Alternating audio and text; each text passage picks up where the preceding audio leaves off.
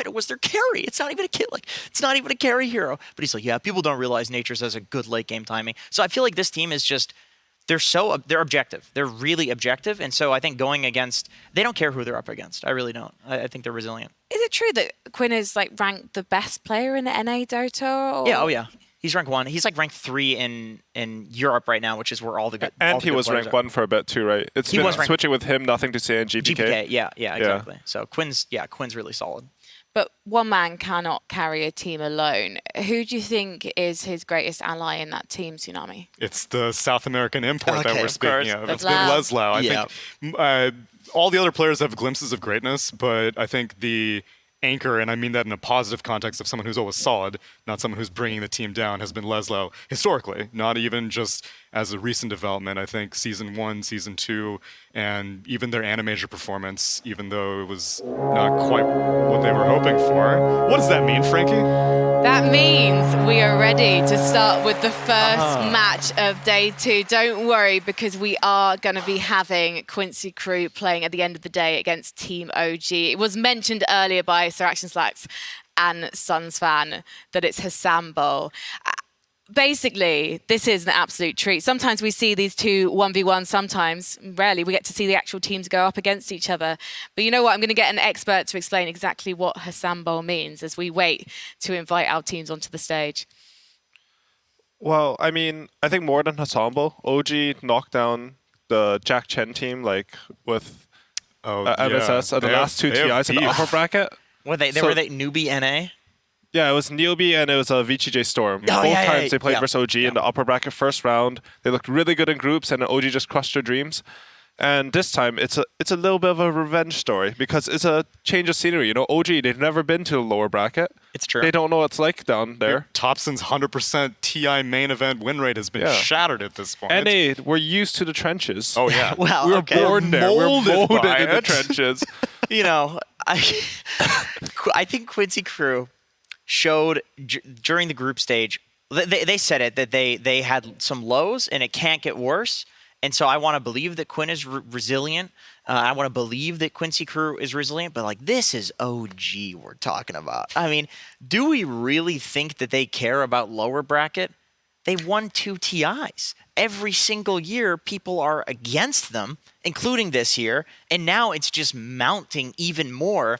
I kind of feel like, again, this is just gonna fuel them. This is the pressure that they are not getting from the crowd because no crowd. But now they're lower bracket. They're like, okay, now we're good. Now we're in our prime zone. I feel like OG felt like they didn't have enough haters. Yes. Because this year people are like, they've won twice, so they had to drop down to the lower bracket. That's what you're saying. That's exactly to encourage the haters to fuel them. Right. I can see that actually. It's about that fuel. makes sense. Yeah. I've got a desk of NA panelists, and I forgot, if you give them an inch and you ask them a simple question, the answer to which is, it's called Hassan Bowl because Yawa, position 1 of Quincy Crew, and Sameo, position 1 of OG, are actually brothers, That's and what you were asking. they're going to be going up against each other later today, and therefore it's going to be really exciting. If you asked for that answer, you're going to get a load of people fanboying about Quincy Crew and talking about USA. There's the chant. I was fanboying OG, okay.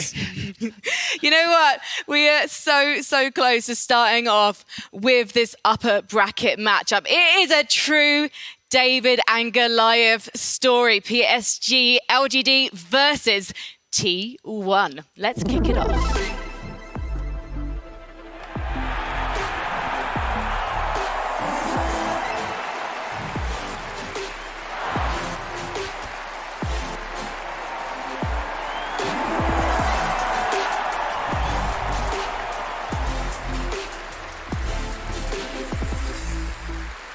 Here they are from SEA. It's T1!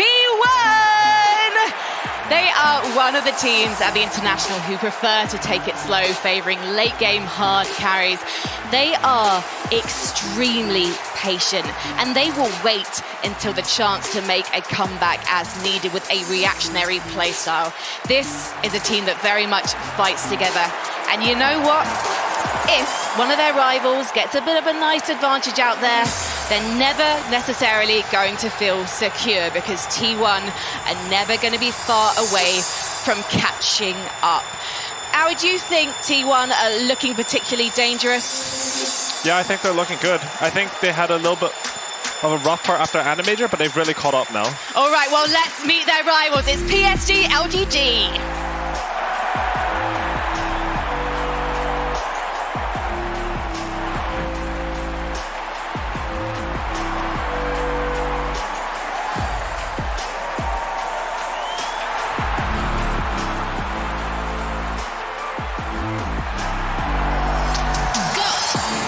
PSG LGD, a team with a true international legacy. Released Kari Arme, he is a name who is synonymous with this competition. And on day one of the group stage, this team impressed with 4 one-sided wins in games against Quincy Crew and Team Spirit. One of their games lasted more than 30 minutes, but the rest of them were absolute barnstormers. And this Chinese squad has never once looked in jeopardy since arriving in Bucharest, Romania. So as they walk up the steps to their player booth, they're going to be getting very comfortable indeed, because they expect to be playing in it quite a few times over the next few days. But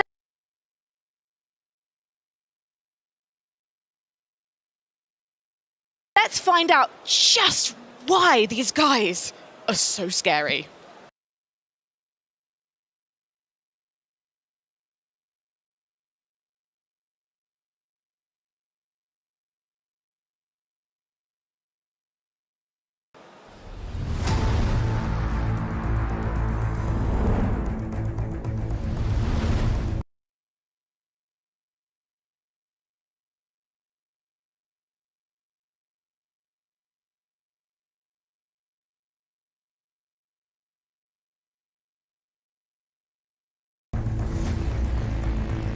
AA Blast is actually coming inside a pit. If that hits on multiple... Is coming down. Are they going to make the move through? Oh. How does he get away with that? Oh. They could actually just commit for the roast with the Wukongs. They're going to try it. Balance out. Mars, pretty goddamn tanky. She can the kick out. That's a massive play. Queeper, it loses the Wukong's command, but now with the terrorized Arme, he's in. Battle Trade pop. Do they have the extra control? Queeper trying to get a little bit of distance away, but Arme, he's locked on his target. Once again, Boxy, it's such an important ultimate, but it will not matter. Arena drop, controlling Liquid. They Puck down and done with an incredible fight there from the Earth Spirit. They want more blood as well, a massive fight for the Roast Pit. But Liquid, these are a lot of diebacks coming out. They're just feeding their life one after the other.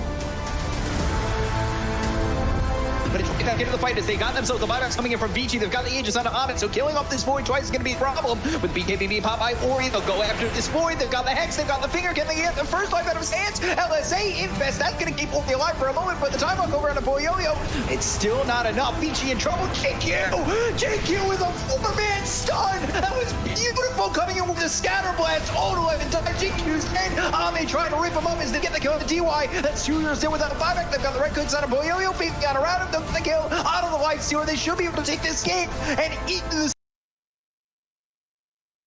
What a play by that Snapfire. Put everything on the line with that shot. Yeah, a quad stun from a Scatter Blast. I've not seen that before. That's amazing. And then a sick cookie full out as well. I kind of assume that he needs an early blink with the puck, but no, he's actually going to sustain items with the mag. They're going to try and catch him out here, but very smart CP by him. Oh, actually, he Winter's Curse a creep, which was barely in range of the mag to Xin-Q. You goddamn genius. That was amazing. That was such a good play from Xin-Q. I was just about to say, this Magnus just made the play of the game. He got his team back into it because they wasted Exo, they wasted DK for him. But Xin-Q, he just completely changes the state of the game.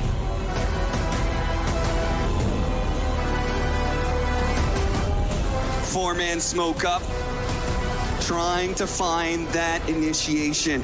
The tier 4s Evil Geniuses, you're going to have to find a way into this one. They immediately jump. Oh, in response, Faith Beyond with the 2-man. Looks to be able to get the calling blade that dies. Abed's dead. RTZ coming up next, and they've called it Evil Geniuses. They tap out. PSG LGD, a clean ass 3-0 sweep. Without a doubt, the best team in the world right now.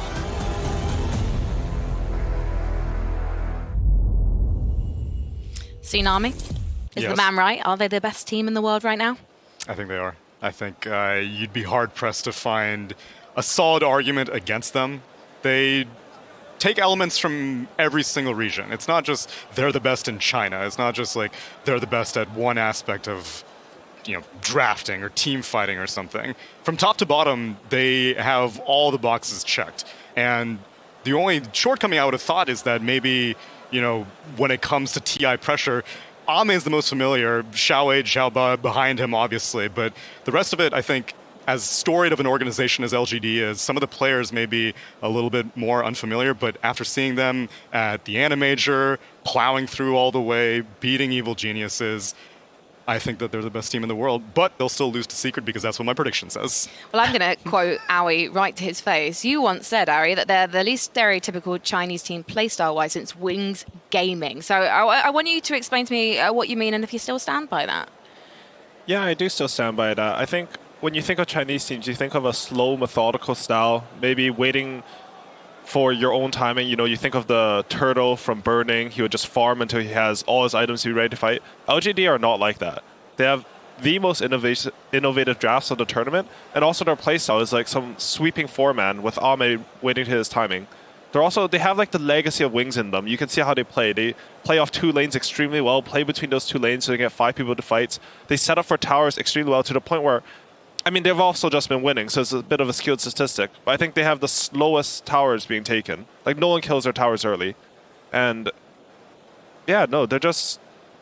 It's as Tsunami said, they're just everything right now. I think it makes sense, too, that they have a little bit of every region because they're literally famous in China for their insane work ethic. And we saw it at the Animajor as well, where... like the camera guys were like walking behind just doing like cool camera shots of the teams, and like these guys are winning and just in the replay like huddled around together talking about like what they did wrong while winning decisively. I mean, that is insane. Yeah, I remember I was at a summit where Wings won, and they just won the tournament, and Y and Faith Beyond were watching the replay immediately after they won the entire tournament. It was the same at the Animajor. Like, I feel like they would win a match, and Xiaowei would actually yell at them.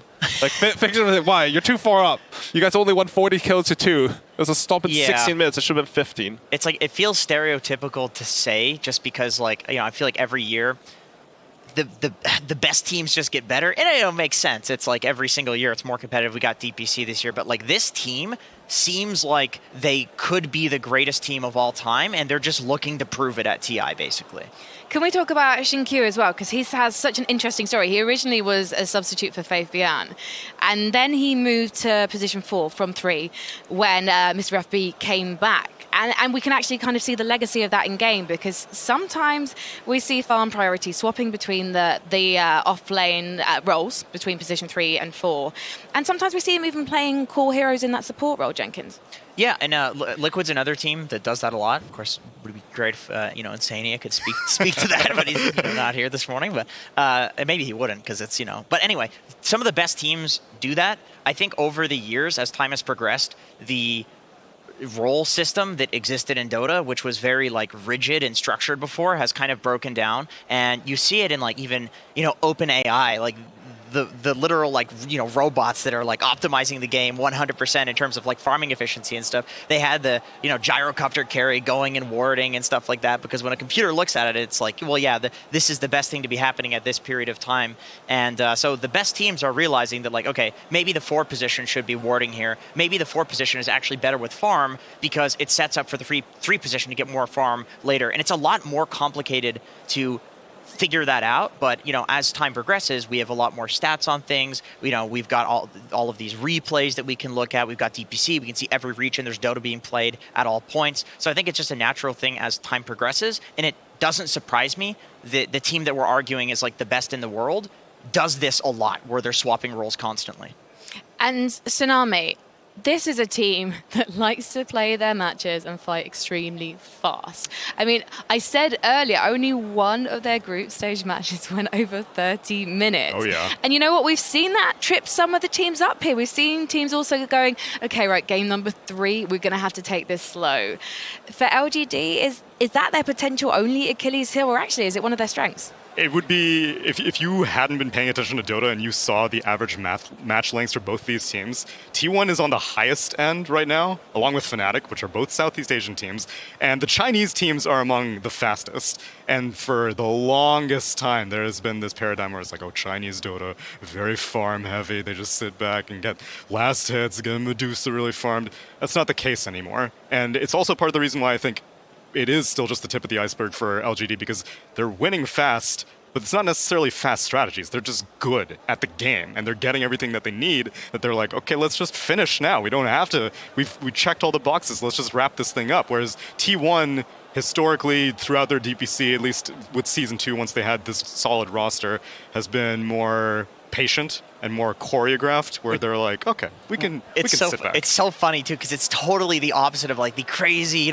SEA pubs, like stereotype running around killing people. They're very patient, and I do think that they like fighting, and I do think that they fight a lot, but they're methodical about how they fight. I remember during ESL when we were watching VP and T1, two teams who are absolutely incredible at team fighting. We were sitting there watching and being like, man, this is like a dance that's happening, because they'd be in and out, they'd be moving together, there'd be some smoke wraparound, a Doom would press Doom on like the 2 targets that we are all looking at. It's like, hypothetically, these are the best 2 targets to go on. T1 would hit those 2 targets perfectly. It's like, how do they make this happen in every single game? And this, to me, is why you can never count T1 out, because they're so on the same page when it comes to team fighting. But you were asking if it was an Achilles heel for LGD.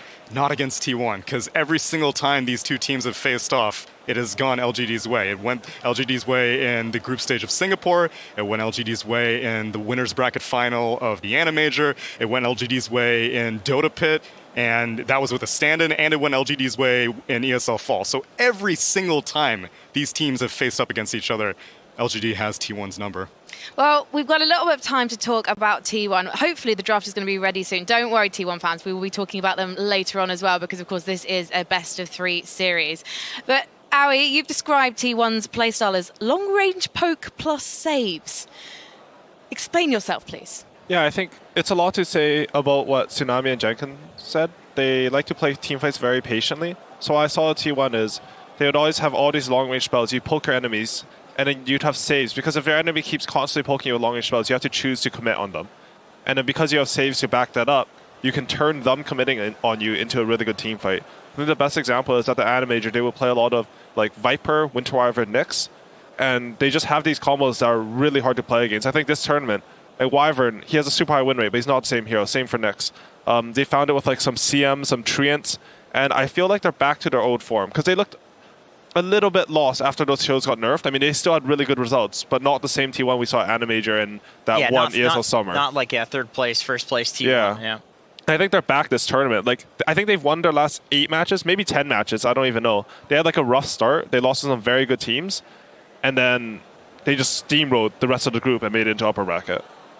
So let's talk a bit also about the setup of T1 as well, because it's slightly different to LGD. I hope you'll agree with me, Tsunami, so I get to feel clever about myself for once. Absolutely, 100%. Thank you. Well, I'll try and explain what I mean. Cuckoo, their captain, he's a position 3. That's quite rare. Normally it's a support who will be playing in that captain role and kind of calling the shots. I know people get to make their own decisions in this particular game. But he also is kind of selfish in terms of his farm priority. Yeah, and I think inherently that comes from being a captain, that you have to... well, I guess there are 2 different approaches, because sometimes some captains are very selfless, the classic position 6 style of Western supports who are like, hey, it's okay, I'm just watching the mini-map 90% of the time, I'm not going to worry about last hits. Cuckoo is like, I am the master, as he has so often said in his interviews. He is the master and the commander, and so once he knows what he needs to do, he can tell everyone else. Everyone falls in line, and as we spoke to LGD being more fluid with their roles, I do think that T1 are a little bit more rigid, where Whitemon and Zephyr do take more of a passenger seat while Cuckoo's driving. 100%. 100%. I actually think it's like a very personality type driven thing Also for true. Cuckoo. He's just like, I'm Cuckoo, I'm farming. And I also think with Whitemon and Zephyr on your team, there's a lot of space for that to happen. The game versus Thunder Predator, where Whitemon and Zephyr, they were Shadow Shaman with 2 levels in Ether Shock, so he's not really able to kill creeps that quickly. And then Undying, who's one of the worst creep killers in the game.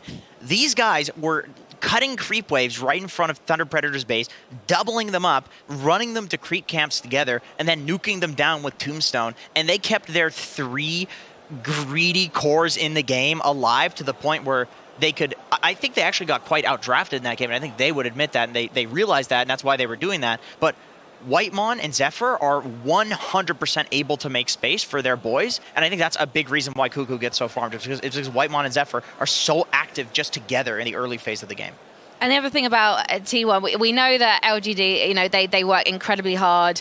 They've obviously got a taskmaster, a kind taskmaster of a coach. Sure. I'm not saying that as a bad thing over on their side, but over on T1, they've kind of got the family feel going on, Aoi. Have you noticed that? Yeah, and I think it's something they specifically cultivated. I think they played a match at ESL where they had some crazy comeback, and in an interview, they had just like gotten out of quarantine and gone to the same room. They said there's no way we would have won that match if we were not in the same room, because they feed off each other's energy. They also have March, who's a very lovable teddy bear type guy, you know, very comforting.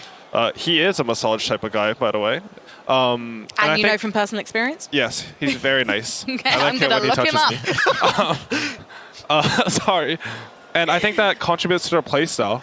I like what Tsunami said a lot, actually, about how Cuckoo will take a bit of farm priority because he's a captain. I think if you're playing captain from a core role, you're making calls based on your own strength. And I think they've identified that about their team, and they always give the right person the setup in the game in order to make the right calls. I think this match in particular, it will be all about Cuckoo's lane. Like, if Y and Ame can shut Cuckoo down, I think T1's potential is a lot lower. Also because I think 23 Savage and Carl have been quite autopilot, and I mean that in a good way throughout this group stage. Carl, to me, has taken the crown, and not just because of his team's position as the best Southeast Asian mid. And for me, it was always a close contention between Abed, obviously, Armel, and then Yopaj recently emerged to me as a strong contender after Neon's run in Singapore. But Carl just, like, you have to put so much ban priority on him to make sure that he doesn't get comfort. And then even if you're putting him not on his Doom, for example, which no one's really playing anymore, he's still very, very consistent. So Cuckoo doesn't need to worry about Carl at all. And then even for 23 Savage, I think he trusts his support duo enough that he's like, that lane is fine. I just need to worry about me. The Doom is interesting because it's not something that other teams have really been able to replicate to the same degree of success. I remember, like, after Animajor, there was a lot of teams trying to pick it, and it was going horribly. It was just feeding the lanes and never really coming online like Carl would. And one interesting thing about these two teams, actually, is that Carl and Nothing to Say, I remember at the Animajor distinctly, like, these two players were the ones that at least popularized the Dragonlance, dataless, satanic, like, ranged hero mid, you know, Lina, Shadow Fiend, for example. And now that's the meta. So I kind of feel like, you know, you're saying, like, you know, Carl's in contention to be, like, the best mid in SEA. I kind of feel like it's because he set the meta. But it's cool that on the other side, it's like, Nothing to Say, it's the same thing. It was both of these guys. Everybody else was doing all sorts of other crazy stuff. Remember, Void Spirit was a big thing going into Animajor, and then these two were like, nope, we're gonna play a carry mid. Well, Nothing to Say also has a Southeast Asia background as well. Yeah, so yeah. It's probably that pub culture that kind of was instrumental. It's the way to do it now. It's the way to do it. Going into this, though, I remember I was looking up about T1's story, and Kips, who's someone I'm from the community, I'm very fortunate enough to have played some Dota with. Thank you, Kips. But she was saying that basically Carl had quite a limited hero pool going into this. But actually, looking at the stats from the group stage, maybe Carl was just hiding something, because it actually seems like there's a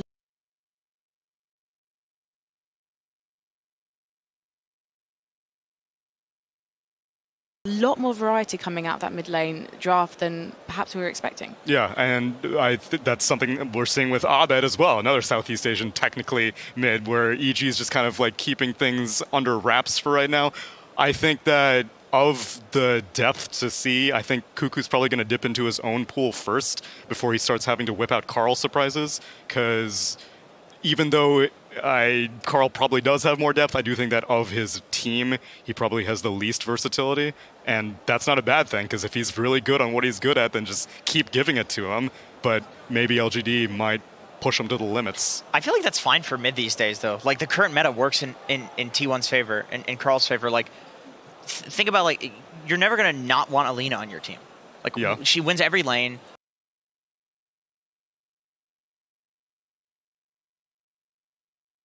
She can rotate. She uses runes. She can farm stacks. Like, well, if you were LGD, who do you want to target in bans? Are you just targeting meta heroes right now, or just the usual Elder Titan, Tidehunter, Tiny, or are you going to try to target a player? I think you target supports. Okay. I'm pretty sure T1 is very reliant on their supports plus Cuckoo.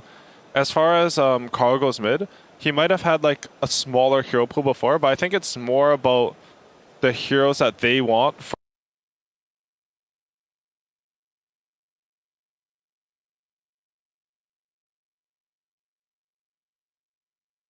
for their style to work, more than him being unable to play the different heroes. yeah, that's fair.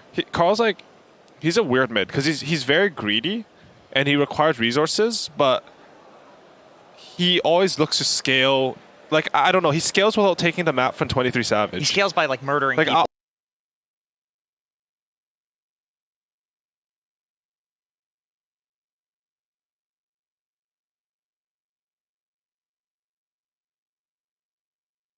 Midas. And then he would just literally play as a Midas. Yep. And it's the same on Doom, right? Like, he's good at understanding to win the game or identifying that win condition for him. He does fight with the Midas.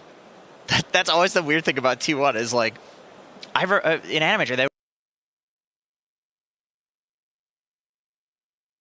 they would fight. I know. And my thought process was like, okay, misses, so they know that they're going to outscale you.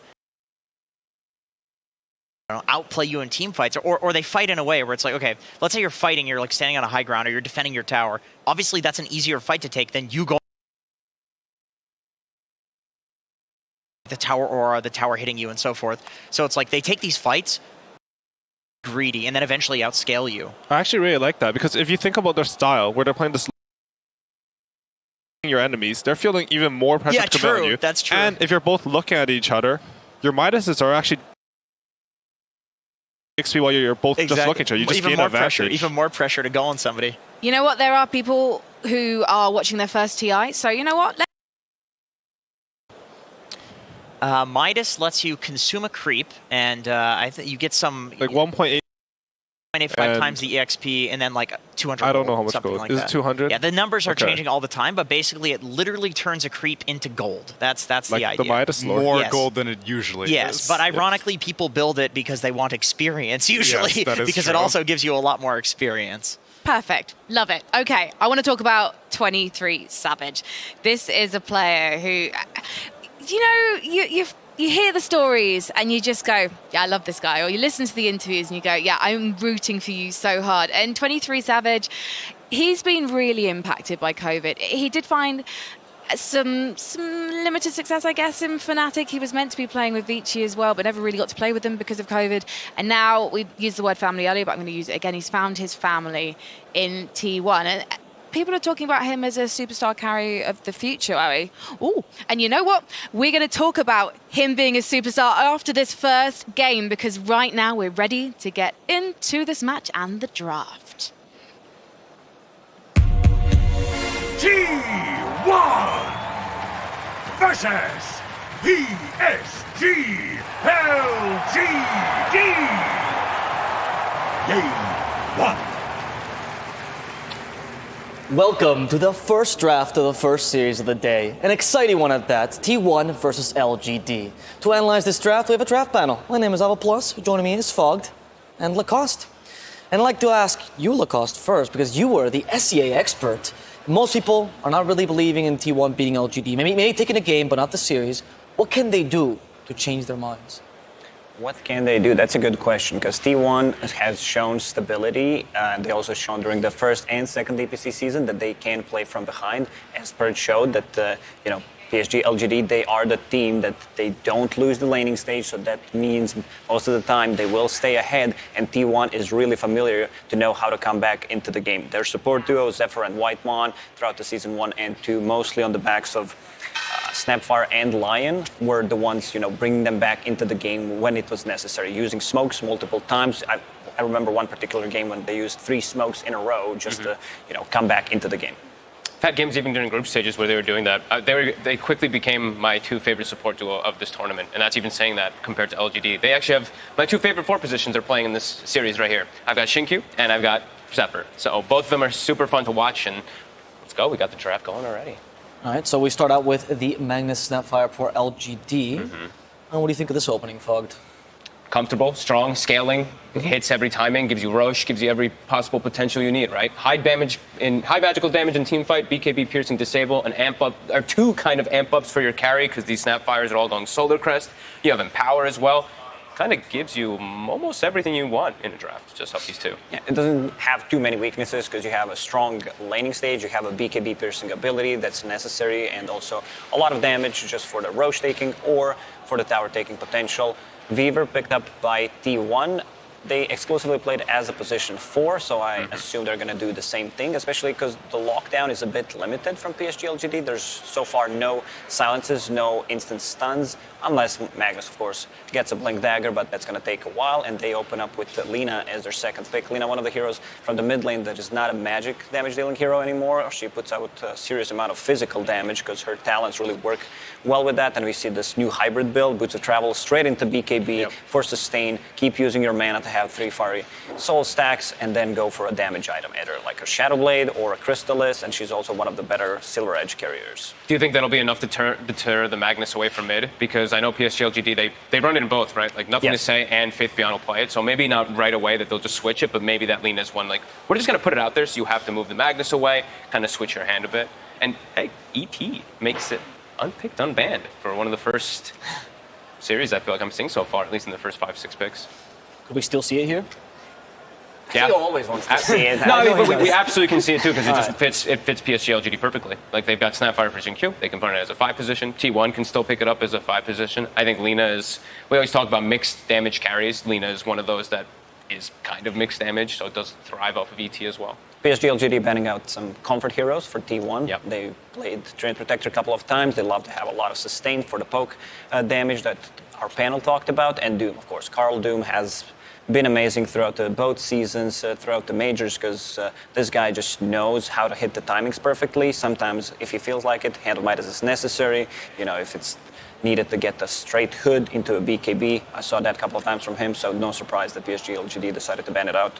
I feel like they also always set themselves up to have the best possible late game as well. They'll have this super dominant early game that they can win, but then you look at the draft, and as it scales and it goes on and on and on, you're like, LGD will eventually win this game. So I feel like when you ban these type of heroes, you're setting yourself up that we will have the stronger draft in the late game. And I see Spectre banned too, and that's even more so that they're going to have this crazy type of scaling. But I like the Treant ban, not just because of comfort, but also versus like Empower and versus like Little Shrouder that we've seen used so much. The armor is very useful. So that's really cool pickup. Really cool ban at least.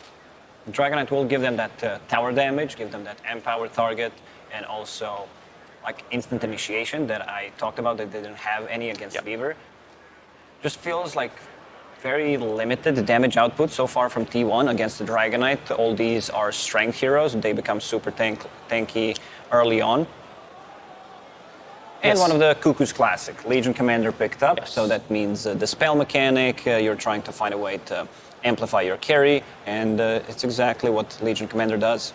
Yeah, it's a good way to save always versus the Magnus if you're in position. The CM, they go for it again. I saw them pick it a couple times. They really liked it with the tree, but most of the time I picked the CM, it's because they were lacking some type of like a root, some type of like hard disable versus an Ember Spirit or somebody that's just this elusive carry. This one's a little different, but they really like the hero.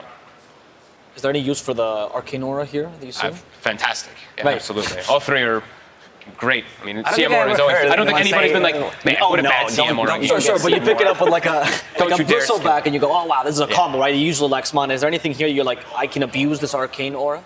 Yeah, for Lina especially. In this game, she consumes so much mana. Lina is one of the heroes that I don't think she moves from a lane to lane unless she's full mana. She just prefers to stay, farm the small camp, push out the wave so that you can't gank her, and she's always sitting at like 10-15% of mana. So this time around, we might see Lina do a bit more. You know, she relies heavily on picking up the runes, so we're gonna see some movements.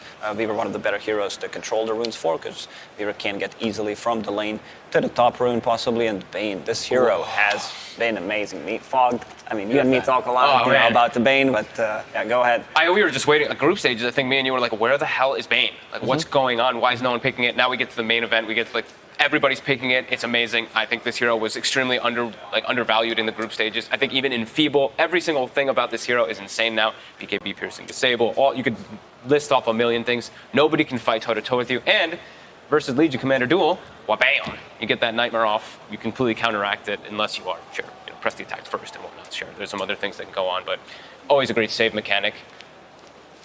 I'm worried about team fight on T1, I gotta be honest, a little bit in comparison. So what could they do to mitigate it? Is there any carry that you think that would bring enough team fight here to cover this weakness, or should they just concentrate on their strengths and try to push hard that way? I think they should concentrate on fast-paced kind of draft, just not really looking to play around these cooldowns, but I'm not sure what the 23 hero is at the moment yet for that. They ban out Medusa, makes a lot of sense. His comfort hero, and also relatively strong laner. A couple of ways to buff him up, and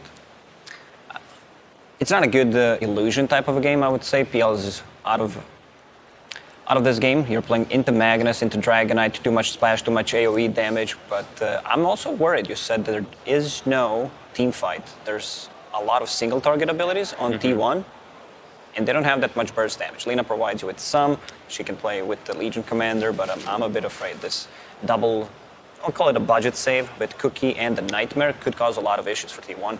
I'm always worried when they don't have great reach to get into the back as well. When I see like a Bane and I don't see you having the greatest ways to actually stop the Fiend's Grip, I'm always concerned. Like right now, who's going to have to commit into the backline to stop that?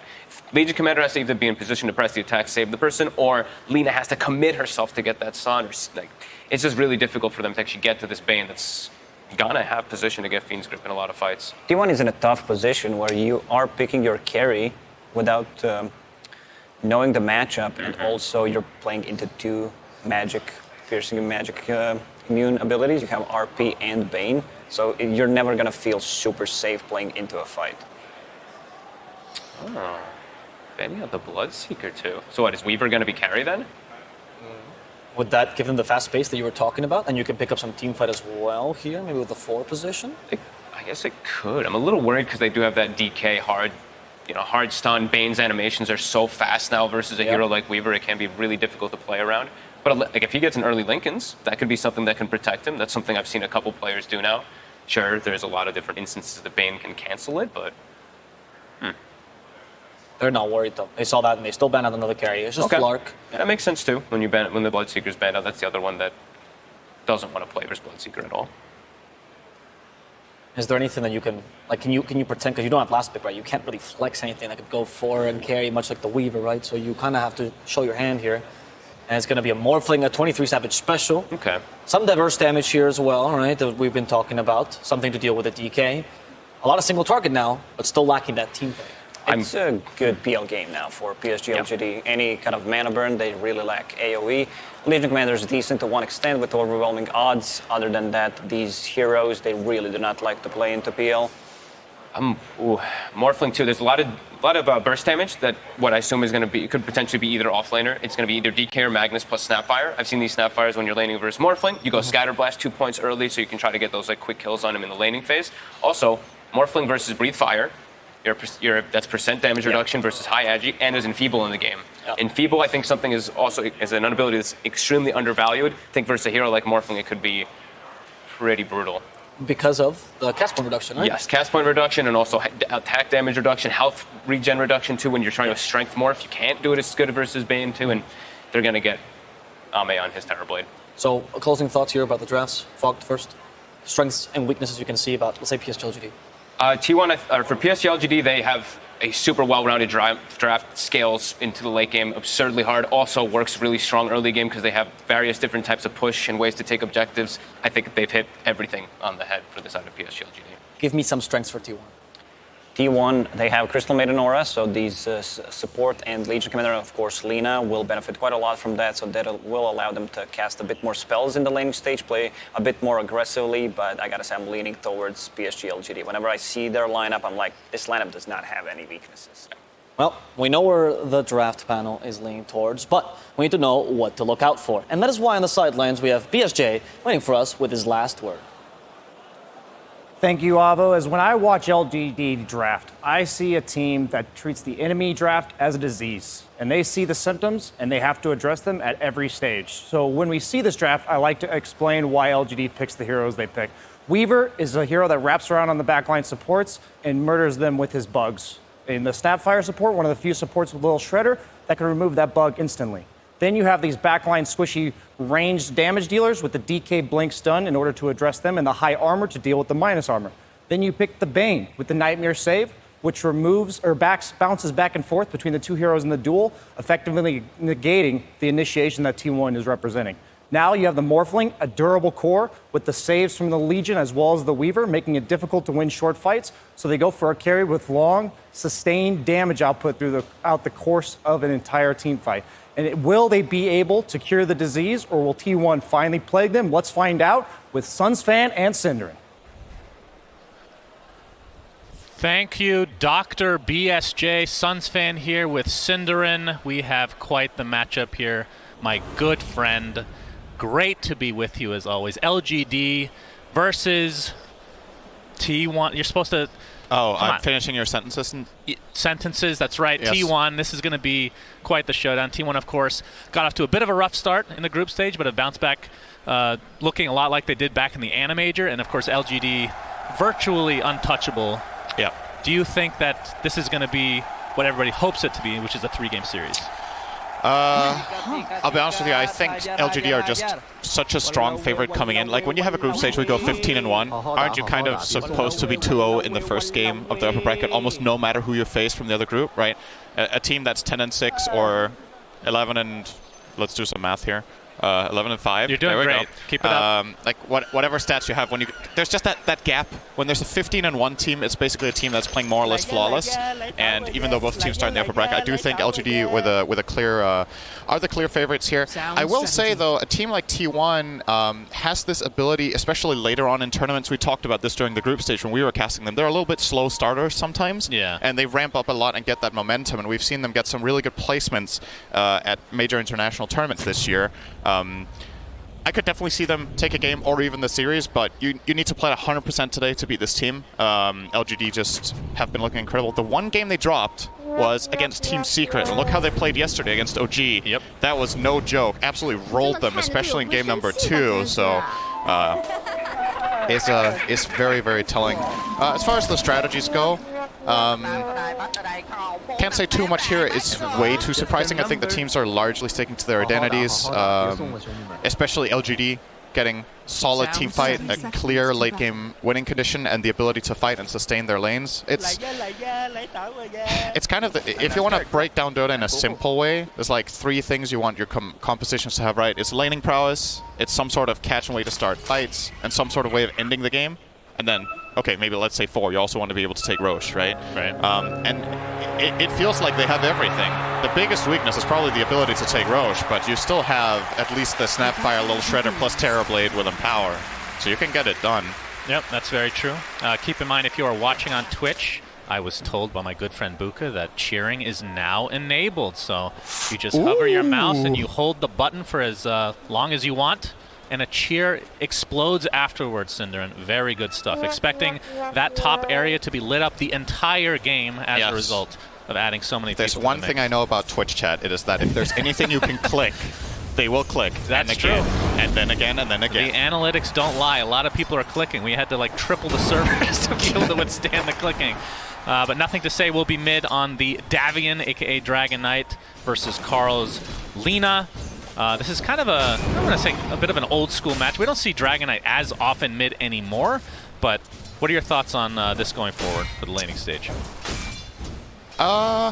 It seemed like a specific response pick, right? I would think this is a lane that Lina does well in, especially after the nerfs to Dragon Blood. I think Dragon Knight fared better if you go back what's that now? That nerf is like 2 months ago or whatever. But specifically because LGD picked it into the Lina like this, I would imagine they do feel like this is one of the better matchups. Obviously, Lina kind of doesn't lose to anyone mid. Yeah. So it's about, okay, what hero can we get that fits our game plan that also doesn't suffer too hard? And I think Dragon Knight is one of the heroes that does better, but would still expect just theoretically Carl to come out on top in this lane. But, It definitely has a better ability to flash farm and whatnot, but the issue with that is if you go to the jungle, then Dragon Knight could do a considerable amount of pressure damage tower, to the tower. But we've been seeing a lot of that into the off lane or the safe lane, like basically not mid. The DK will just transition to another lane as well. So we'll see what they choose to do this time for PSG LGD. Gotten to cast a few games of T1, but mostly our cast of T1. Oh, Nightmare bottom. Zephyr could actually be in trouble here. The reflection is there with the right clicks with that Metamorphosis as he gets off his swarm. Press the attack does give him a little bit extra HP and will live as a result. But T1, good to see them kind of bouncing back after that first day of group stage because a lot of high hopes for them, especially in the SCA region. They played out of their minds at the Animajor, but it felt like after that, they were kind of a hit or a miss. They weren't as consistent as we were hoping. Of course, part of that could be the fact that they qualify for TI and whatnot, but good to see that they bounce back here. But again, they are against the juggernaut of this, and not just their group, but the entire TI right now in PSG LGD. Yeah. I'm trying to think back the last couple of years of TI where it has felt like there's been that clear of a favorite after the groups. I'm not sure if that was the case. LGD was 1 year, but they didn't win. Yeah. Got third place, I believe. You can see a skewer here from Faith Beyond. Whitemon in quite a bit of trouble. I think he's resigned to his own death here, but Jin Q might get right-clicked down by 23 Savage as well. Looks like it'll end up being likely a trade of sorts as Faith Beyond just needs a couple more right-clicks with that shockwave. So 1 for 1, but First Blood is the way of T1. Yeah, goes to the Crystal Maiden. He's going to grab the boots and maybe a little bit extra regen here, heading back into lane to help out 23 Savage. So yeah, a nice little head start for them up in the top lane. I think overall still, though, Magnus is thriving. This is a very good lane matchup for Magnus. At least in the beginning, Magnus just has overwhelming damage. Even when Morph is pretty far into the agility, he just hits so hard with the Quelling Blade plus Empower bonus. Aw, they might kill Savage here almost. GQ, He's going to get punished, around though. the Jin Q. Waveform, couple more right clicks. Down he goes again. Uncharacteristic. I could see what he was going for there. Thought he had the burst, but then the punish is just so easy for T1 there.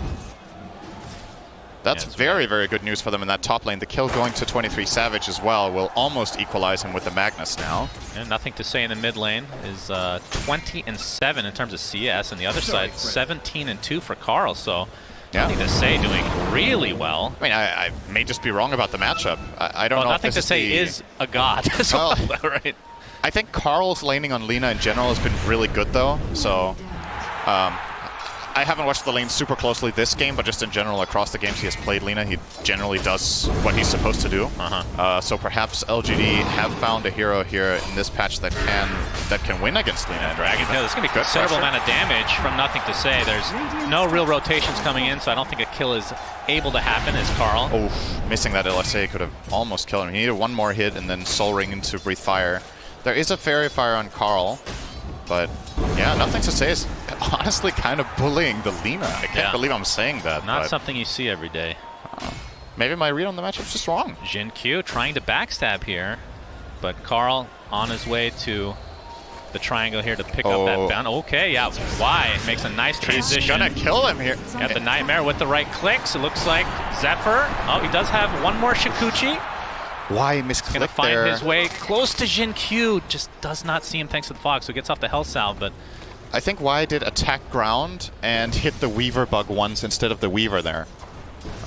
Needed that one extra attack, so that failed attack will send Weaver back to base instead of the Grave. It's still good, obviously, and this mid pressure is mounting very quickly. Yeah, just the forced out just allows the Dragon Form to apply all that pressure that we kind of talked about to that tower. So already at half HP, and Carl, I mean, he's losing mid, but not by an astronomical amount by any means, but the fact that it's even that point is crazy, considering it's a DK versus... Here, 10 CS behind He's going to connect. Cuckoo, he's done. So PSG LGD evens it up in terms of the kills, but you can see there's still a 1K net worth lead for them. I mean, you say you're not losing by an astronomical amount, but you're a lane dominator and you're 500 gold behind minute 6. This feels like a big loss to me. Is that astronomical, though? I don't know. The universe is very big. Yes. So you're probably right. It's just a... I just want to mention that Twitch chat is starting to fail a bit. The top is not glowing as much as I would like. Could you please correct that? Thank you. Really appreciate that. We can see the top net worth right now is Ame on this terribly. How is this game looking for him in terms of like a theory crafting, just as a TB game overall? I would say it's pretty damn good. The one hero you picked it into that... Oh, hang on. Yeah. Mid lane. Dragon form, Y in the vicinity. Swarm comes out as well, but a nice LSA. Carl has his ult and nothing to say will drop as a result. And Y taking some right clicks as well, so double kill for Carl. Nice rotations from T1 overall. Jin Q gonna get caught by the frostbite. This could be a triple kill for Carl. Indeed, nice move. Talk about a bounce back for T1. Really, really good rotation, bringing in both supports from 2 separate sides and just connecting all of the spells there, getting the vision down as well, pre-play in that mid lane. Very, very good. They bring Carl back into the game in a big way. He's actually ahead of Dragon Knight now. Can you believe it took a triple kill to get 50 net worth ahead? But not bad. At least you got there. As far as the Terrorblade goes, I think it's a very good game for TB. The primary concern you have here is probably the Morphling E-Blade, which has been traditionally a counter pick actually to Terrorblade. Yeah. But they do choose to pick it into it largely because of what I think, because of what BSJ said. This is a very good initiation. Y gets off the Nightmare. Nothing to say is in his dragon form as well. You can see Whiteline taking most of the damage here, but there's the duel. Carl doesn't have that much mana to expend, but the LSA should be enough. Is nothing to say. Takes another death in this game. Again, great rotations from T1, despite them being the ones getting initiated on. I thought they had the Dragon Tail ready on Dragon Knight. That's why I called the CM dead on the spot there, but it was still on cooldown from a little bit of harassment he had done earlier. Obviously, level 1 Dragon Tail, 16 seconds cooldown. And T1, they get another good move, really putting a lot of emphasis on this mid lane, and it's paying off. They're still not ahead on gold, but at the very least they're like stopping the bleeding in the lane that was suffering the most. And I think if you want to win this game, you need Lina to be strong. Because I don't think Morphling is going to cut it alone against Terrorblade when you're playing against 2 BKB piercing disables. That has got to be a concern for 23 Savage. You need to play around Fiend's Grip as well as RP. You could take off one of them with press the attack theoretically. All right, don't get ahead of yourselves, cheers. It was just a little bit of harass on the Baited. It's fine. It's fine. I was like, oh, what's happening top? Oh, it's Little Shredder. Good effort. That was a good effort, Cheer, no doubt. We have plenty of room for those for sure. So, as you can see, Ame's still at top of the net worths right now. Carl working on the Boots of Travel as 23 Savage now in the jungle. Whitemon, Nightmare. Might be shown here, the Nightmare Frostbite exchange. 23 Savage, double cookie. Whitemon will fall first, and 23 Savage did turn into that Snapfire, but he's in a 1v3 situation. Gets skewered to the other side, still has waveform. Will be going into the cover of the arms of Carl, who gets off Laguna Blade, but no resulting kill here. Very, very big one there on Y. Not sure how many charges he had, but...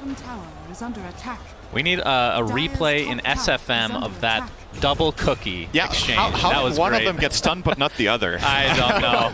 Why? He's going to be spotted here, but we'll get the Nightmare off with a couple more right clicks. He doesn't really have anybody that near him, but it is just a support Weaver, of course. Avoids the Swarm. He has Dust.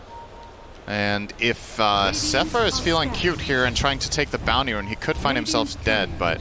Oh, Xinkyu. Yeah, Zephyr just being a very annoying presence, is nothing to say. Almost has his tower dead to rights. And the question is, will they get the deny? Likely yes. And that's going to go to CM deny. Yeah, if I were a betting man, I would have lost a lot of money on that one. Yeah, no doubt. I don't think Crystal Maiden gets many denies in a tournament in general, including creeps. But. So Faith Beyond is going to be playing, as you can see, the Magnus here. Magnus TB combo. What are your thoughts on that going forward? Terrorblade has pretty high base damage in Metamorphosis, so he makes for a pretty good empower target. You might not think about it conceptually as a melee hero, which, a lot of the time Terrorblade is in melee form farming. Yeah. Doesn't really need empower as much as other carries do, since he has illusion farm. He just split pushes waves while farming jungle with his main, for example, but it still adds up. It gives you that little extra efficiency, and especially in Metamorphosis, the damage increase can make a very big difference. I was theory crafting that plus the shard for Terrorblade would be really good, but we haven't seen that yet, sadly. That's some the Terrorblades have Demon got... Demon Zeal has been... I think I've seen it a couple of games in the tournament, but I Yeah. don't think they've bought it. Basically, it just allows you to stay in your melee form for a lot longer and not really lose out on much. There's nothing to say in the triangle now. He is going for the Blink Dagger first. So nothing to say. Typically, we were used to seeing him as like the mobility type heroes, burst damage. DK is obviously not quite that, but he's more the initiator and building destroyer, as it were. See how that fares to them here. So, I mean, so far, obviously, off to a very good start with this 2K net worth lead. Yeah. PSG LGD are just being super efficient, right? Like you're 3 kills behind, you got the triple kill mid for Lina, but the fact of the matter is they still end up losing their mid tower around minute 10. Yeah. And both Terrorblade and Magnus are having more or less a free game, especially Ame is completely untouched with all of the emphasis they had to put on nothing to say in mid. Ame has 10 CS per minute right now. Well, I think one of the reasons LGD is so good is because of their general flexibility. Like, nothing to say. I just talked about how different of a role that is, technically speaking.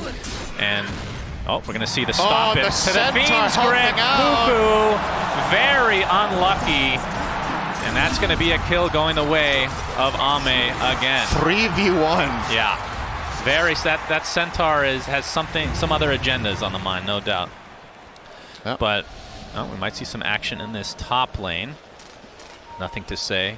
I mean, Dragon Knight's not really one of those heroes that's going to take up that much space farming, so that leaves Faith Beyond to get really big. There's the stun into the RP. Do they have enough damage to take out the Morphling? Yes, indeed they do. And T1 burning. Absolutely getting crushed right now. 3K net worth lead. Nightmare. Do they have the vision? Yep. The time-lapse in place just for the HP, but double kill goes the way of Jin Q. And a tier 1 tower to fall as well. But talk about getting value out of a rune. He got 3 kills set up with that invis plus the tower, and one of them is that big Morphling on the enemy side.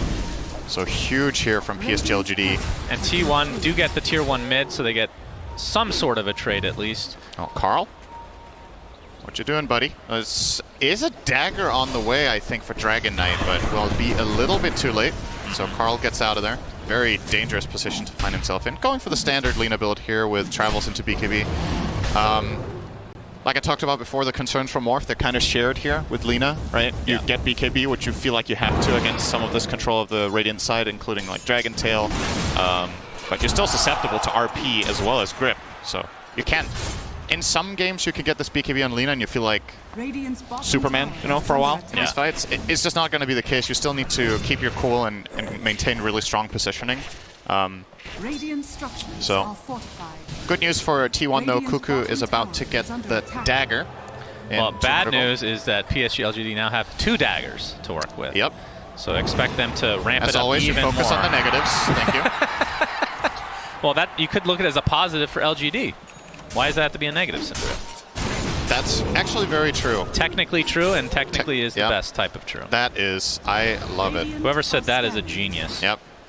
It was probably me then. Yep. Ame working on, looks like he has a Falcon Blade Yasha, so Scotty looks to be next. Is there any reason to, I mean, is he skipping the Manta for now and just get it later? Actually, probably has, maybe he is finishing Manta now with just the recipe to go. I think he's just gonna skip it. I think he gets Yasha as the value item here for farming speed, and you can... I don't think It's Manta... not much to dispel, so... Yeah, exactly. It's not much to dispel. There's Frostbite, but you're gonna play around that probably. Oh, nothing to say. Spots the smoke, blinks in, gets the initiation. It's just Whitemon.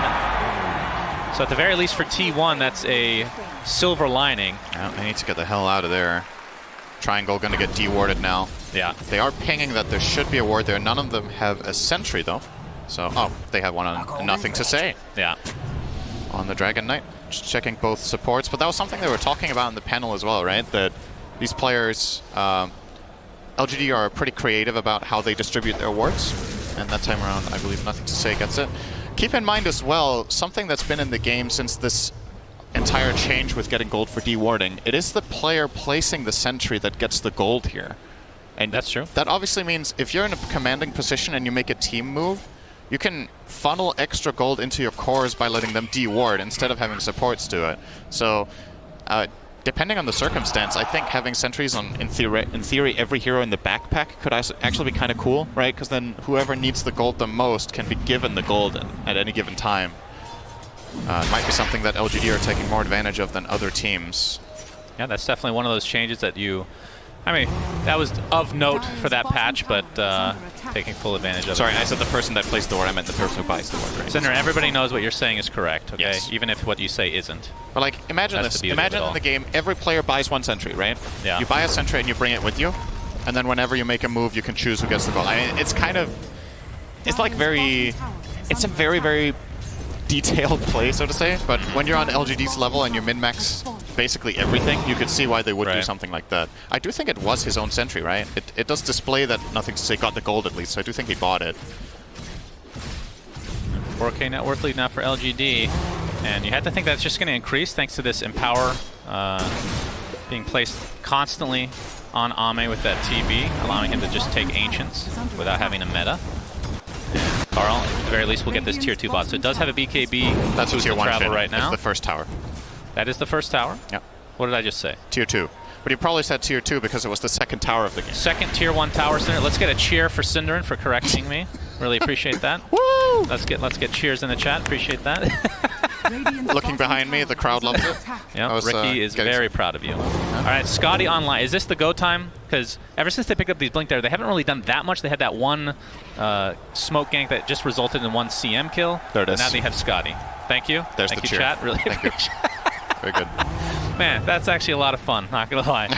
Now we have, okay, but just like I said, so Scotty is go time. Yeah. PSG LGD, they might just go for Roche potentially.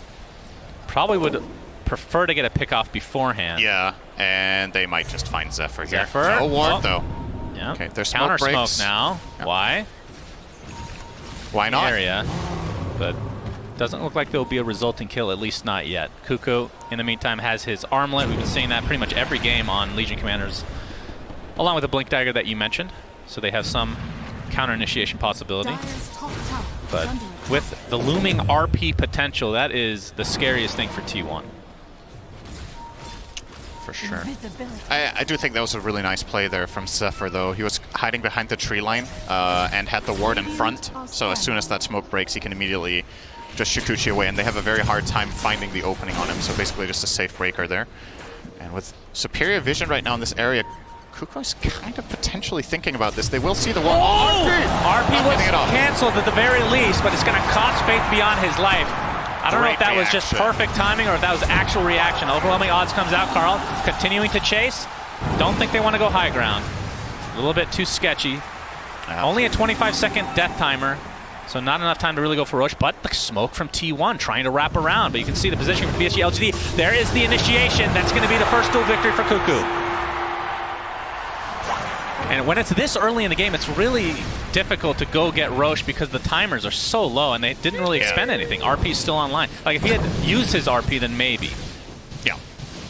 Important there for Faith Beyond to cancel it, right? It was a very quick reaction from both players, really. He blinked up and RP'd and canceled it immediately as soon as the Legion commander blinked out. Like, this is some really fast reaction. So you see the courier here finding that observer ward, so they know that's the case. Really, really close to blowing the RP there, but Kuku obviously with that ward pre-placed had his finger on the blink button and got out. And all right, only 1K lead now for PSG LGD. That was the biggest gold swing that T1 have had go their way in the entire game. Yep, absolutely. As we're going to see Whitemon get picked off. RP. RP. Nice press. Okay. Well, that didn't result in much. And here's the duel onto the Dragon Knight. Buyback down from Whitemon, but it looks like the damage is going to go the way of the Dragon instead. It will be a trade of lives, though, as that is a dieback on the Whitemon. And we'll see if this is enough for PSG LGD to try to go into the Roche pit. It's 2 dead. So you know when you buy back and die again, the timer gets added on top? Yeah. I wonder how many extra death seconds he got out of this, because he was alive like a good 1 second after teleporting in. Yeah, so that was that's a long time. A net loss, trying to overtake Puppy's record of time spent dead at TI here. Whitemon. Wow. Well, his is more out of quantity than anything, though, right? That's true. He's got a lot of ways to go. I mean, I'm sure you can compete with that despite only playing in a couple TIs, right? That's a good joke, Sunsfan Thank TV. You. Right, appreciate that, Caesar. Yep. Let's get a cheer for that joke in chat, please. Really. Carl. TP's back to base. Not sure why I mentioned that. Yes, the Shadow Blade. Arcane Rune is bottled, so that's kind of a big deal. But like you said, despite that fight, still only a 1K net worth lead for LGD right now. Wait, hang on, I just realized, who was it that had the most time dead? Puppy was third on that thingy. On the words fail me today. Eloquent as always. Yeah. 65%. Is this, who was first? Is this surprising to you? Shannon, tell me. Who has the most time spent dead? It was not Puppy. I don't know. Was it Coral? I don't even know what you're talking about. Puppy was third. No, this is the TI main stage, yeah. Synderin. Yeah, it was a nice graphic. For God's sake. Graphic was the word. It came to me in my art in a dire moment of need here. What I think about the win expectancy being 2-1. You're going to have to hold that thought. We got a duel coming in. All right. And Cuckoo gets some more damage. Oh. Okay, that's a random centaur from the Helm of the Dominator from Mr. Magnus. They're gonna go for this. They know there's no RP. Yeah. And another 10 seconds though, so it's coming in a bit close. Oh, we got the horn toss. Whitemon dead again. It's just racking up these deaths, but Cuckoo and company, E-Blade's not gonna be enough to take out Faith Beyond. He's gonna have RP now. Zephyr taking quite a bit of damage, but will back up to safety, and I think T1, you can see the Mortimer's Kisses. This is definitely gonna force them back. And the Dragon Knight initiates onto Cuckoo, has to press the attack himself. Looks like he will be able to walk away safely, though. This is looking like a potential PSG LGD Roche. 5 seconds on Metamorphosis. And they're smoking. They have RP, and they do have a really good ward here. Oh, Carl gets Dragon Tail, but there's the press the attack save. 23 Savage able to blow up wide. Does have buyback though. There's the skewer back into the Laguna Blade. They're not going to be able to get the kill, but it's going to be a trade either way. Magnus not able to get off his RP. Pretty big deal, but a big cookie from Jin Q. The follow-up from Nothing to Say. They will have enough damage to tear through him. 65 seconds of no Lina. That shard on Snap is so good. We already had a highlight clip earlier today, pre-match, when you saw Jin Q, I believe in one of the qualifiers, hitting a nutty one of those, and that one, another high-impact play, stun into stun into stun. And another Dragon Tail. The save is not enough, though. Press the attack. Usually a fail-safe. Not this time around. Just too much damage to work with on LGD's side. And that should finally mean Roche is conceded. Going to go the way of Ame here. Working his way now toward a BKB. Just wants that safety against primarily the E-Blade, you would imagine, but also against the Lina Light Strike Array. It is a real feels-good item. Also helps a little bit against Crystal Maiden, who, you know, CM has this reputation of just falling off, right?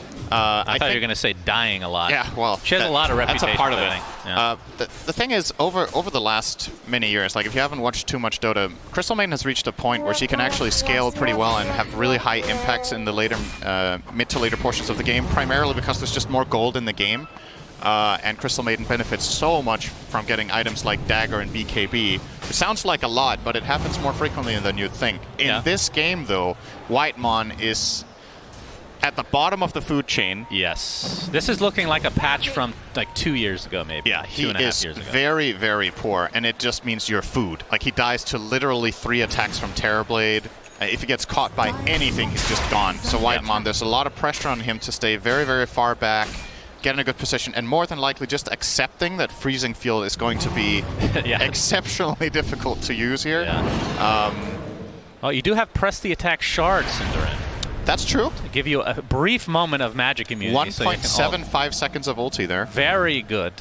He could actually still like just you die said, to Terrorblade. either way, they have 2 BKB piercing stuns. If you get one of those on the Maiden, you're probably happy, though.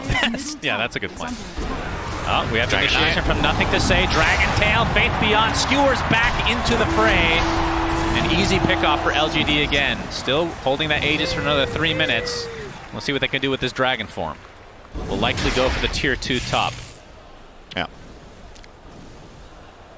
Queuing up his own BKB as well. Seems like LGD are trying to hit a timing here with double BKB on Terrorblade as well as the Dragon Knight. Obviously, Terrorblade gets it a little bit earlier. Yep.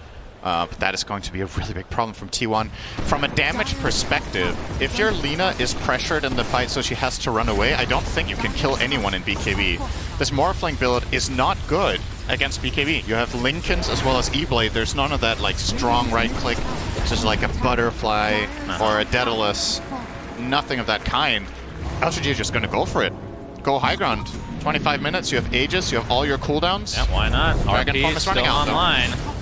There's the metamorphosis, and the tower is going to fall very, very quickly. T1, your base is burning. Hello. Yeah. Hello. No fortification available either. They're actually just giving this lane up because Cuckoo's dead. They can't defend. Yeah. Can't blame them. Still 2 minutes on that Aegis.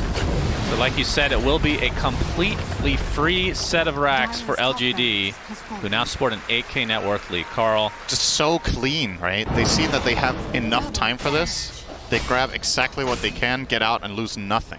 Yeah. That was even with Dragon Form expiring about 2 seconds into the push, but they're just so confident. Oh, he gets the Nightmare off. That's the Aether Lens. Look at that ridiculous range. Of course, has Fiend's Grip if they really need it, but it doesn't look like it'll come to be. Oh, press the attack. They're actually going to expend RP. This is a really important kill. Lina finally taken out.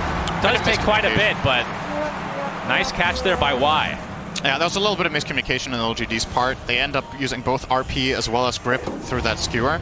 But I don't know if T1 realized, so perhaps they're still going to be scared of the grip. I think Y canceled it very, very quickly. Yeah, that's a big pick on Carl and LGD. Just straight down mid. Yep, still a minute to burn. Can't blame them. The All right, they get it. Yep, DK looks fine for now, but there's the duel. Can they save him? Carl pops the BKB, trying to create as much space on the sideline as possible. Laguna Blade blows up the Bane in the meantime. Eventually, Cuckoo does fall. It's a 2-for-2 with the buyback now onto Carl. And with that, PSG LGD will back away. They find the horn toss onto Zephyr and gets the time lapse off, up to full HP again. Still working on an Aghanim Scepter for himself, which is another turning point potential for T1.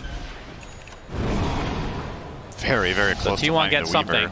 Yeah. Yep, they do. It's expensive to buy back your Lina, though. And just as expensive, you saw in that exact situation, if Bane had Fiend's Grip there, I think they win the game, almost. Like, they would have just gripped the Lina, but Carl could go there straight in, kill off Y, and at least build up a little bit of momentum in the fight for them. It's still not looking great for T1, but you can be a little bit hopeful if they are the ones to get the initiate, or when, like you said, the Weaver Axe is a big item in this game against both RP as well as the Fiend's Grip, trying to keep heroes alive. I believe the Fiend's Grip should still be channeling. If you do get time-lapse, it sticks on you, basically, but the repositioning can be easily enough to save you, especially against Terrorblade. Oh, Zephyr! Yeah. Hello. Showing here. Oh, the shard into the cookie. Goodbye. You talk about the power of Jin-Q Shard, and when you combine that with a Blink Dagger, it is very hard to avoid, even as a Weaver. He was not expecting to find enemies there, but PSG LGD have that Ward Sentry combination. They were ready. And look at the another 1 and 2 here, between 23 Savage and Ame. Yep. That is pretty gigantic. And it's just growing from here. So Ame, what's he working on now? Obviously finished the Manta a while ago into the BKB and has his sights set towards Chrysalis. And then for 23 Savage on the other side, you talked about the Lincolns. I mean, would you change this build in any way? It feels like Lincolns is almost necessary, but at the same time, I mean, Lincolns doesn't feel that bad on Morphling just because of the stats nature to it, but yeah, it's you're rough, still lacking right? some damage, right? Yeah, you are. Maybe he wants to bypass BKB entirely in his build and just trust Cuckoo to press the attack, the biggest key spell, but still needs the Lincolns against the Bane, and I think his item build is fine, need more, and the problem is LGD have been ahead the whole game, just pushing in your waves better. Yeah. So Terrorblade will be that one major item ahead. And as far as Ame goes, he doesn't have a defensive item similar to Lincoln's. He has the BKB, which is super high impact for the type of team fights that LGD's lineup plays. It's very high burst. You get an RP, you get a grip, you get a Dragon Tail, and you just commit and go. The only thing you've had to worry about the whole game until now was that the press the attack, but now there's a second quote-unquote press the attack from Zephyr. And this is a smoke timing for T1. They're gonna go for it. Yeah, and this is gonna be the Axe reveal, like you said. So we'll see if PSG LGD play around that or not. But it could have huge impact, as apparently only one buyback in the game right now, for nothing to say. Yeah, he also has a gem, and he's holding a very strong high ground position. Jin-Q. Oh, yeah, he's in Glimmer Cape into Blink. All right. Yeah, they thought that somebody was high ground, but they didn't know he was invisible as well, as Ame is going to show bot lane. And it looks like this tier 2 will fall as a result. just masterfully done from LGD, right? They avoid the smoke play, they get the stronger position, and they get a tower. So effectively, T1 smoke to lose there. Usually, the worst case scenario when you smoke, if you don't find a fight, is that the enemy team hides, but you gain some ground. You didn't even gain ground, you actually lost it. Into the jungle, LGD goes. It's not an insurmountable lead for T1 to try to come back from. Cool. That was felt like a longer TP. Not sure where he ended up, but no, it was just in the fountain. Maybe not. Cutting it close. They're still working on his BKB. Roche as second Roche is available. Who gets the shards? I was gonna say, you said it first. I mean, Faith Beyond already has his, right? So you do a really good Suns fan impersonation. Did you know that? Oh boy, that's an insult. I'm pretty sure. Yeah, it is. Maybe you get the Demon Zeal. I'm not sure actually. This game. This is could go for the Dragon Man one's okay. I actually think they're gonna give him the Zeal here. All right. Yep. There it is. Yep. He will consume it. So Demon Zeal, basically costing 20% of TB's HP, and you get movement speed, attack speed. While in melee form, you get even more. It's a double up. Yeah. Pretty strong, and especially when combined, like we talked about, with the Empower.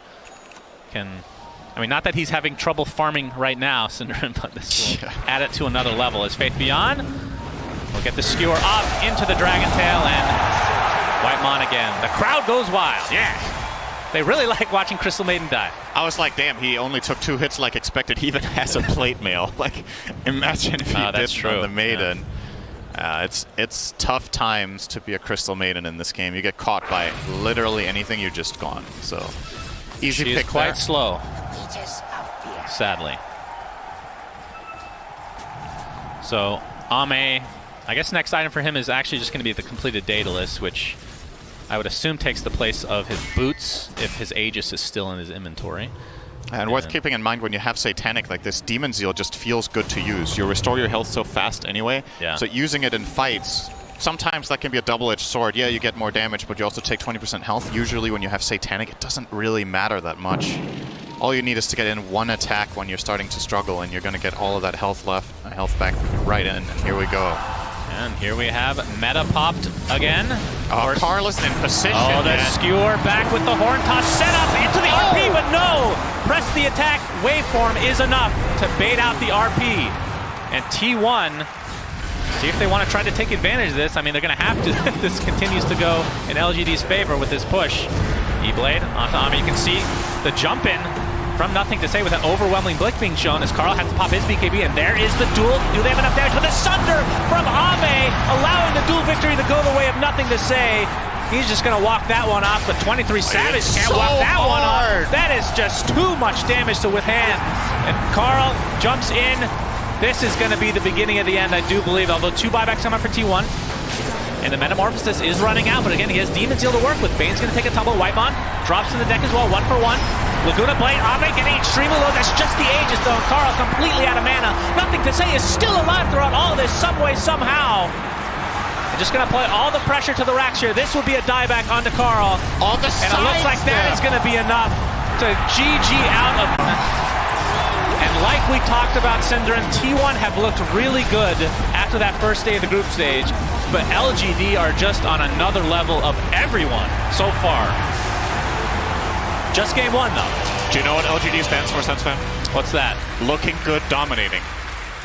God, that is awful. Thank you. You know how to kill a cat. Yeah, that's what I do. You know how to just ruin the moment. I take a moment and I destroy it. Just like LGD did. T1 seemed like they had a couple of moments and they just got taken away right in front of them. It's not... There really isn't... You know what's kind of scary in a way here? Is that this didn't even feel like LGD's best game of the tournament to me. Like, they had a couple of hiccups where a little bit of spell casting doesn't go perfectly, and it's because we expect perfection from them, but it still wasn't really close. That's a little bit worrying for T1 going into the next we've game. seen some teams get off to a pretty good start against LGD. Like, they've been down 20K, but they end up coming back because they don't make that many mistakes when it comes to mid to late game. That's the issue for the other teams playing against them. The one game that they did lose in the groups was against Secret. I think LGD played a strategy with Alchemist, and Secret had, I want to say, Ogre Tiny, and Matoma Man just ended up overpowering. So Secret actually won a late game situation against LGD, which seems like not many teams can get into a late game position where they're competitive. Like you said, the game, I believe it was against Elephant, as a matter of fact. Elephant had a huge advantage and still ended up losing later. So, well, T1, you gotta find the secret sauce for this next game because LGD are looking hot. I won't go there. Let's just go to the panel instead. Hot. I liked it, Cinderin. Now, that was kind of a long game for LGD, boys. Went over 30 minutes. Short for T1, as you reminded me, Tsunami. But do you think it was just a case of them biding their time just to be absolutely sure now they're on the main stage? Yeah, I think that if anything, they need to start practicing what happens after 30 minutes. They haven't been there in so long that they're like, might have to experiment. Like, oh man, I haven't even seen that tier of neutral items yet. We need to figure out how do we recalibrate. Or maybe they're just very good and they were also showing T1 respect. We've got to talk about the draft. It seemed like T1 were kind of doomed from the start, Ari. It was weird. Even I could see it was a little bit weird. Yeah, maybe a little bit. I think just a little. Their draft wasn't that bad versus LGD, but I think their concept on the draft maybe felt a bit off for them. I think usually what happens is if they can enable Cuckoo, him and the two supports will be able to make some plays. And like CM Weaver Legion, it didn't look like that this game. I think, honestly, a bit of the decisions that T1 made around their heroes looked off to me. I think Cuckoo going for Armlet was not good for Terrorblade. I think CM had to go Max Nova this game in order for them to have a chance. Them not doing that, it just led to them not really being able to pressure LGD. I mean, if you look at Cuckoo there, the Legion commander, no kills, but it wasn't just that. It was also his gold lead was actually quite far behind pretty much everyone. And seeing as this is a player that we talk about putting his farm priority ahead of his teammates, if he's not able to get anything done, not able to get some shopping in his car, Jenkins, how is the rest of his team going to have any hope? You know, I think that naturally happens when you fall behind as an offlaner. It's just kind of the role that, like, once the map starts closing in, once the fights start happening, your mid and your carry get the priority, unfortunately for Master Cuckoo here. But to me, the biggest thing that I saw from LGD this game that made it look so dominating, and I think T1 actually, on the other side, this is why the game took so long, T1 had some great aspects of this as well. They chained their timings. So nothing to say invis rotation towards that top tower with DK. So number one, he takes the mid tower with his DK form. And then right after that, he picks up an invis rune, and then he heads towards the top tower, and he sets up like a triple kill with the invis rune. And obviously that's something that, like, you're not guaranteed an invis rune. So it's not like LGD is doing this in every game, but there's some equivalent, haste rune, whatever. And then after that, he gets his blink. They smoke directly into the triangle, which is the polar opposite area of the map. And then they get a kill there. And then from that, they have like a 3 to 4K gold lead at 10 minutes. And the game feels a lot easier than all of a sudden Cuckoo falls behind like we just saw. And I think on the other side, T1 actually chained timings like this as well and almost came back at a point where Cuckoo was standing on the high ground and then Mag blinked in to RP. Cuckoo blinked out because they were camping a ward. They killed the Mag or they killed somebody. And then they smoked up and then killed in the triangle as well. And that got them a little bit of a lead. But then LGD just kept chaining timings after that. But you talk about this a lot. How, like, I remember during NADBC, you were always like, they should chain smokes here. They should chain smokes here. Because in Dota, you really need to only win. If you win like one fight, it puts you in the lead. If you win another fight, it makes it so the enemy team, you're stomping the enemy team. If you win 3 fights in a row, there's no way that they can win. That's how things scale in Dota. It's like exponential scaling. And it looked early game like T1 was scaling pretty well, Tsunami. But, you know, it was literally just in the laning phase. That was kind of part of LGD's plan.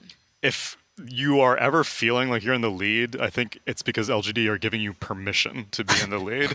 They're like, that's fine. You can have what you want. And teams are often like, they get complacent whenever they have those circumstances that they're like, wow, things are going. We wanted them to go.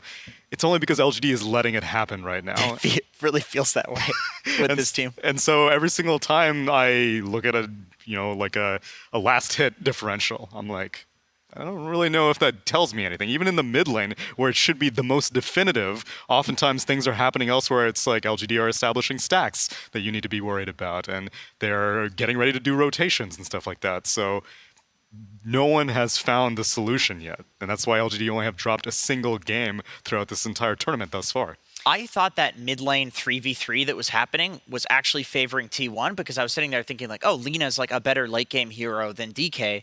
But then I realized once DK picks up the Blink Dagger, it was all gas, no brakes for LGD. And so, sure, in the late game, Lina's going to be a better hero than DK because you just do the most damage, like even considering carries. But DK, if you're getting enough out of his Blink timing, it's actually better for the DK team. I wanted to ask about Roshan. There's a fight towards the end of the game, about 32 minutes in, and LGD are literally free to get it. And it seemed like T1, they're just spinning in the jungle. They could have gone for a tower or, you know, done something. I'm going at the screen. I'm just like, why are they just spinning on the mini-map? And Tsunami had the theory that they were trying to help Lina farm and protecting her. But do you think that was a mistake? Do you think actually maybe they should have prioritized pushing? I think with that lineup at that point in the game, there's nothing you could do anymore. I think if T1 wanted, like, that sort of play where it looks awkward to spectators, it happens because they're like trying to evaluate their options and they can't find a clear win condition. And if you don't have a clear objective in mind, then oftentimes you're just doing random things while trying to think of it. And it looks weird, but honestly, I don't think there's anything better they could do. Like T1 this draft, they had to have bot lane go better in order to win this game. Jenkins. Yeah. I enjoy listening to you talk about Dota. You might have realized by now. If you haven't, I enjoy listening to hearing you talking about Dota. What are you setting up for right now? I heard you describe Terrorblade as the ultimate man fighter during that last game. Yeah, so right. the floor is yours, my friend. All right, okay. Well, I will say, just because, well, I'm not the best carry player. He can tell you. Lost a lot of MMR playing carry. Very However, bad.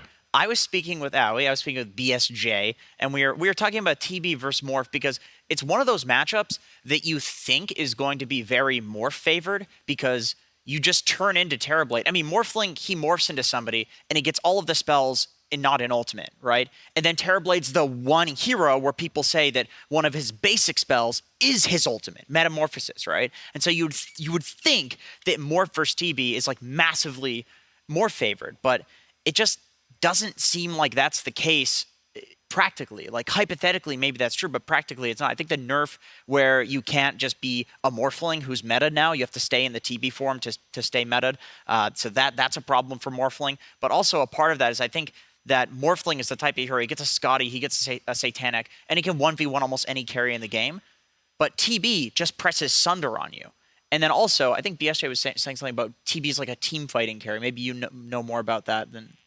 Yeah, I think the thing about the Morphling versus TB matchup is that Morphling can counter TB. A lot of it, as well as what you said, is a magical damage and burst potential coming out from E-Blade.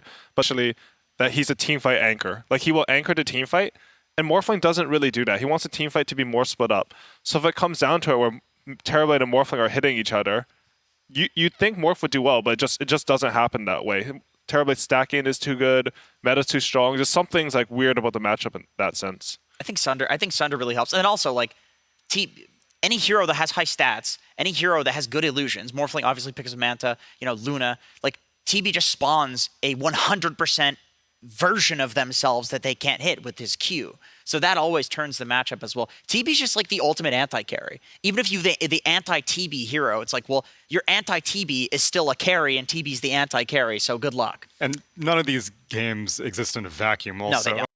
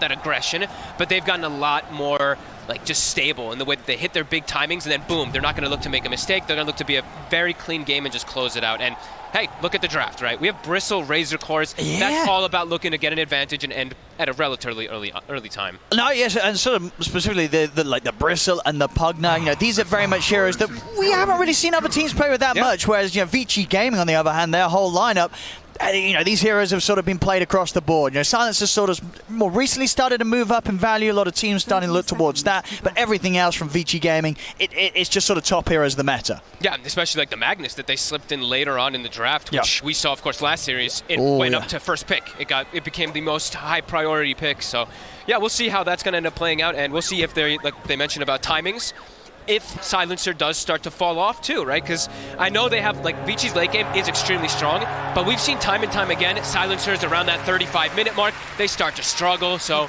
I'm really looking forward to this series.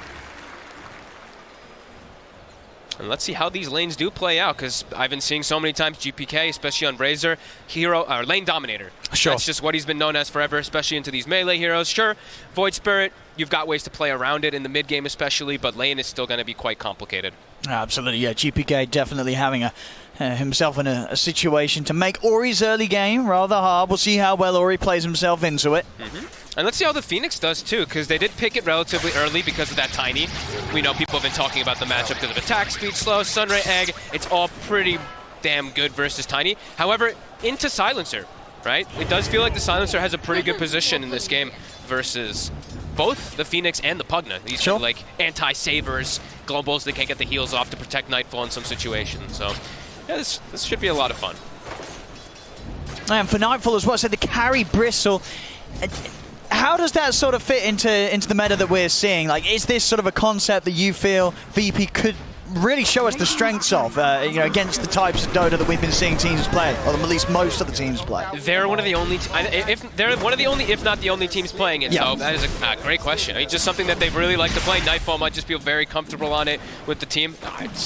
It's a curious one to me, because I'm not too sure why they are liking it so much. I mean, sure, they've been dominant on it, but then why is nobody else doing the same kind of strategy?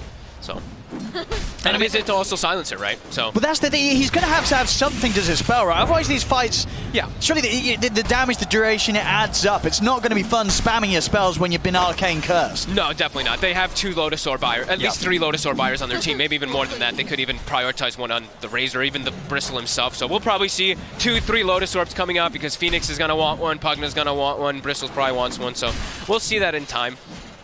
And yeah, I'm really just going to be glancing at mid to see if... Hey, Ori is one of the big playmakers for me, for Vici, and when he starts to have a bit of a rough game at times, I feel like their game gets even slower than it usually is. Yeah. They are more of a slow team, and looking at the lane already, 10-6 on the Razor, GPK. 3-1. As we said on paper, it's a tough matchup, and GPK, he is completely abusing that. 11 for 7 against the 3-4-1. Top lane DY. Is he going to tick out here? He's going to burn pretty low, but not quite enough. Salves are the ready. He'll be able to keep himself in lane. In fact, Kingslayer, he's going to get chased down by Old 11 again, though not quite enough damage, as both team supports will stay in the lane and alive. Was that Fairy Fire making them both survive? I'm pretty sure it was. I think Silencer used one earlier, and then the Phoenix had 2, so he used one when he was getting gone on. So Fairy Fire saved lives. Now he's looking down bottom at the moment for both cores. DM, 12 for 1 here. On the off lane, Poyo-Yo, 14, 15 for 1. So both cores trading farm quite nicely down here. Side lanes, both supports trying to play around here. Save comes over around the attempt pull. Here's the setup around the camp. Top lane, Old 11, he's going to get the skewer back. Okay. Pretty deep, at least get a tower hit or 2, and then he does. Nightfall getting a little too close to that dangerous area where Old 11's able to pull him in and set him up underneath the tower for that extra damage. That's why we're seeing the Magnus picked so much, really. Just so powerful in any lane. You got to be careful. Yep. That's always something scary for Bristleback too, even, let's say in the later stages of the game too. Bristle is a tanky hero, but sometimes you feel a little bit deceptive because you feel so tanky, but let's say you get completely pulled out of position. It's gonna change the way that your saves are looking to play, because then the Pugna has to get out of position, the Phoenix as well to try to protect you. So Yeah, could see a lot of those skewers really injure the Bristle a lot. Absolutely, yeah. Nightfall's got to be careful on these early levels. Playing anywhere near to the tower there, as Old 11 will be very quick to take advantage of that. DY will help out mid. Ori gonna check the rune for him and also fill up his bottle. His body as well.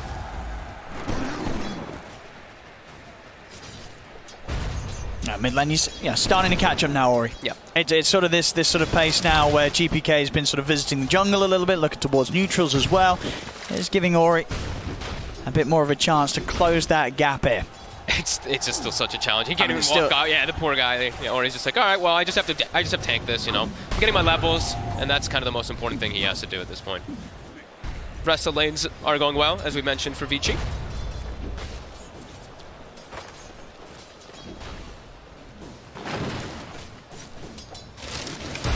Poyo, feeling rather confident down here.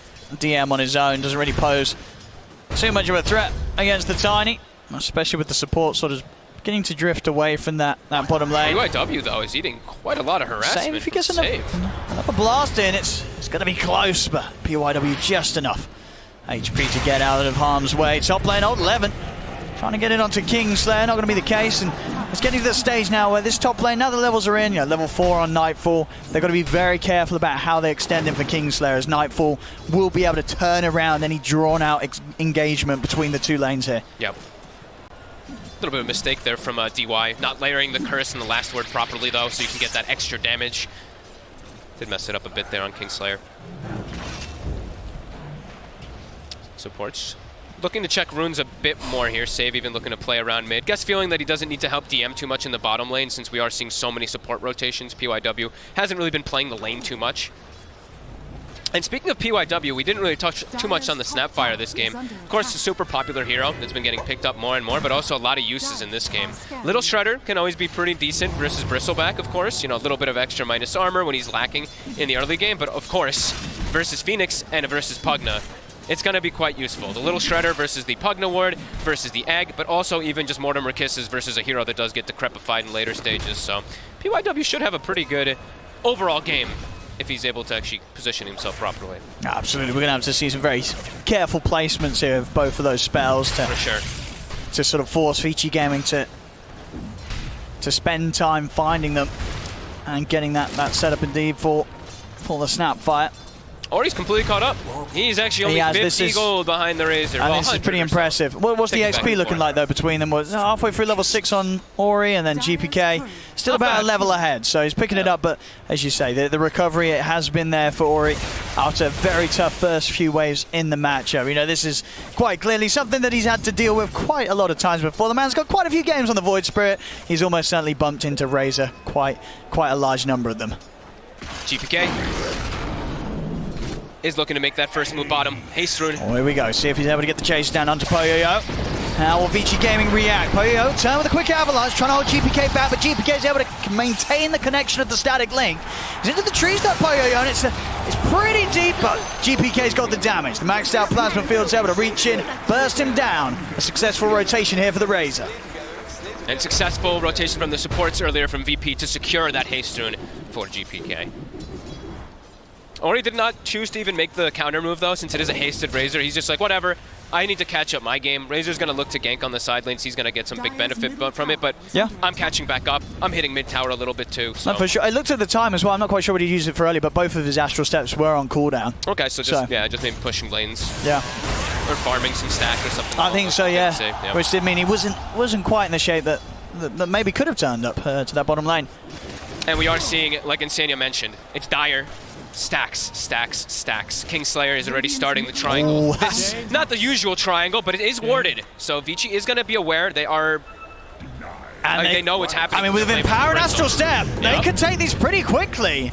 Ori's in. Super quick. He's DD room as well. Yeah, this is, well, there we have it. I think pretty much every creep won't go to Kingslayer. Ori will die for it. Okay. I mean, this may be worth though. That's a lot of effective golden XP that you do take away from VP there with that move. I mean, sure, you die at the end of it all, but that was at least a triple stack you're taking out of the hands of Nightfall. Yeah, it's a trade. I mean, it's a trade. The thing is, the Razor they get a big chunk of experience on the support and the Razor, and then he's off the map now for quite some time, so they can split up. So okay, so you think that VP don't? They're like, I don't think whatever. VP's like whatever. Like, we got the kill. Bristleback's still able to get some of these stacks anyway. GPK is already on his way down bottom again. Maybe seeing if DM can find the setup. Oh, and they're going to set up with the slam. TPs are coming in, but GPK, he's just going right in underneath the tower. He's going to miss the blast here. GPK just standing tall on top of Poyoyo. Poyoyo will fall. PYW, he's going to be in trouble as well. Finally, the fissure ends, so he tries to get out of there, but the damage has been done. GPK, again with these movements down bottom, making big plays. Now the counterplay comes in. Ori jumps over towards GPK. They'll take out the Razor. He's got his eyes set now onto the Shaker as well. An attempted TP out will be successful. DM makes it back to base. Is just a number. Crisp rotations coming all around. 2 to 4. Poyoyo is definitely struggling. But Ori does make the nice rotation, especially with DY rotating around. He did not have the point in glaives yet, so no int. But we are seeing these constant moves around the map, looking like both teams looking to get support levels, especially VP. They actually have the Pugna sitting mid for quite some time and the Phoenix up top, so their support should be a bit better off on those levels, since we did see, of course, PYW die down bottom. But it is very close on levels. And it is. There's some good Dota here so far from both squads. Yeah, quite even, really. DM's gone for a bit of a different approach in the offlane that I've seen from lately. I've seen most of the time it's just like the 1 or 2 max points in Fissure, and then when they're offlane, they've been putting more points in the Enchant Totem and Aftershock. 3 points is the key, of course, for that Aftershock, so you can get the good combo play with your Echo Slam. But yeah, opting for more points in Fissure, I guess, because his supports have no stuns. I think that's what it is, right? I think that just has to be what it is. So he needs to have that long lockdown. Yep. That definitely makes sense as to why he's done it. And he's going to have a pretty good timing on that Blink Dagger. And, you know, we talked about VP speed and aggression. Again, looking to make the move bottom, GPK, as well as save. There they are once again. They're spotted. Same time top lane. Kingslayer's going to get gone upon. Beachy are able to get the kill up top. DY's going for the TP out. He's able to make it away from them. So they won't find anything down here this time round with the movement, but they can look to put some pressure onto the tower. Fortification's already been used. They're pushing in with the catapult wave. VP, they should be able to get this tier 1 away, but at the same time, Vici, they've already got the top tier 1 tower, so able to make that move and push happen a little bit quicker than VP is themselves. Both teams mirroring each other's movements quite identically, honestly. The Tiny was farming Ancients while Bristleback went to go farm Ancients too. It's very similar stuff coming out. We just do see Vici, I think, that has a little bit better of information. They also blocked out Ancients. See Ori. He's trying to get out to GPK. They're actually committing with the kisses as well. A lot of damage. With the silence coming out, GPK, is he actually able to escape from this? Only just. Is he? GPK will get out. They'll heal him up a bit as well. Save here with the drain to keep his HP topped up. PYW is still hunting in the trees. Actually found DM. DM rather low here, but still they're backing away from it. They're aware, you know, Echo Slam is up. They don't want to fight right underneath the nose of the Earthshaker. Yeah, quite a bit of ults. Egg also available, and we do see save. This is why they picked that Pugna, to keep their cores healthy, to keep them on the map. GPK, in normal situations, he would have had to gone back to base. But look, Pugna just full healed him up. He can actually keep his presence on the map, keep pressuring this tower that they weren't able to get before. Of course, all this pressure is completely taking any attention away from the Bristleback. Nightfall having the whole jungle to himself. Halfway through on the Aghanims. For Poyoyo also, things looking very nice in the farm department. Pretty much even there on both carries right now in terms of what they're getting out of the map. As this game, 12 minutes in, continues to be incredibly close here. Both teams, after a pretty much identical start. I think Vici has to be pretty happy with this, with the way that their lineup does scale, with like that Magnus, with that Tiny to later stages. I think after this, yeah, they have to be quite happy. VP, I do believe they want to set that pace, but they're going to wait for that timing. I'm pretty sure it's going to be the BKB Razor, the Ags on that Bristleback, and then they're going to look to hit real hard. But they're not slowing down yet still anyway, because they do have a blink on Shaker. Still looking to be active, still looking to claim a bit more tower advantage, because, like I said, I don't think that they're happy with the state of the game right now. I think they wanted to get a little bit more out of the laning phase. So we're definitely feeling it with the frequency that GPK is just over here on this bottom half of the map. Well, I mean, he's just... with what you're playing against versus this Magnus and everything, he has to. We're a Razor, you know, you don't want to start to fall behind at all as this hero. You always want to stay ahead in that net worth.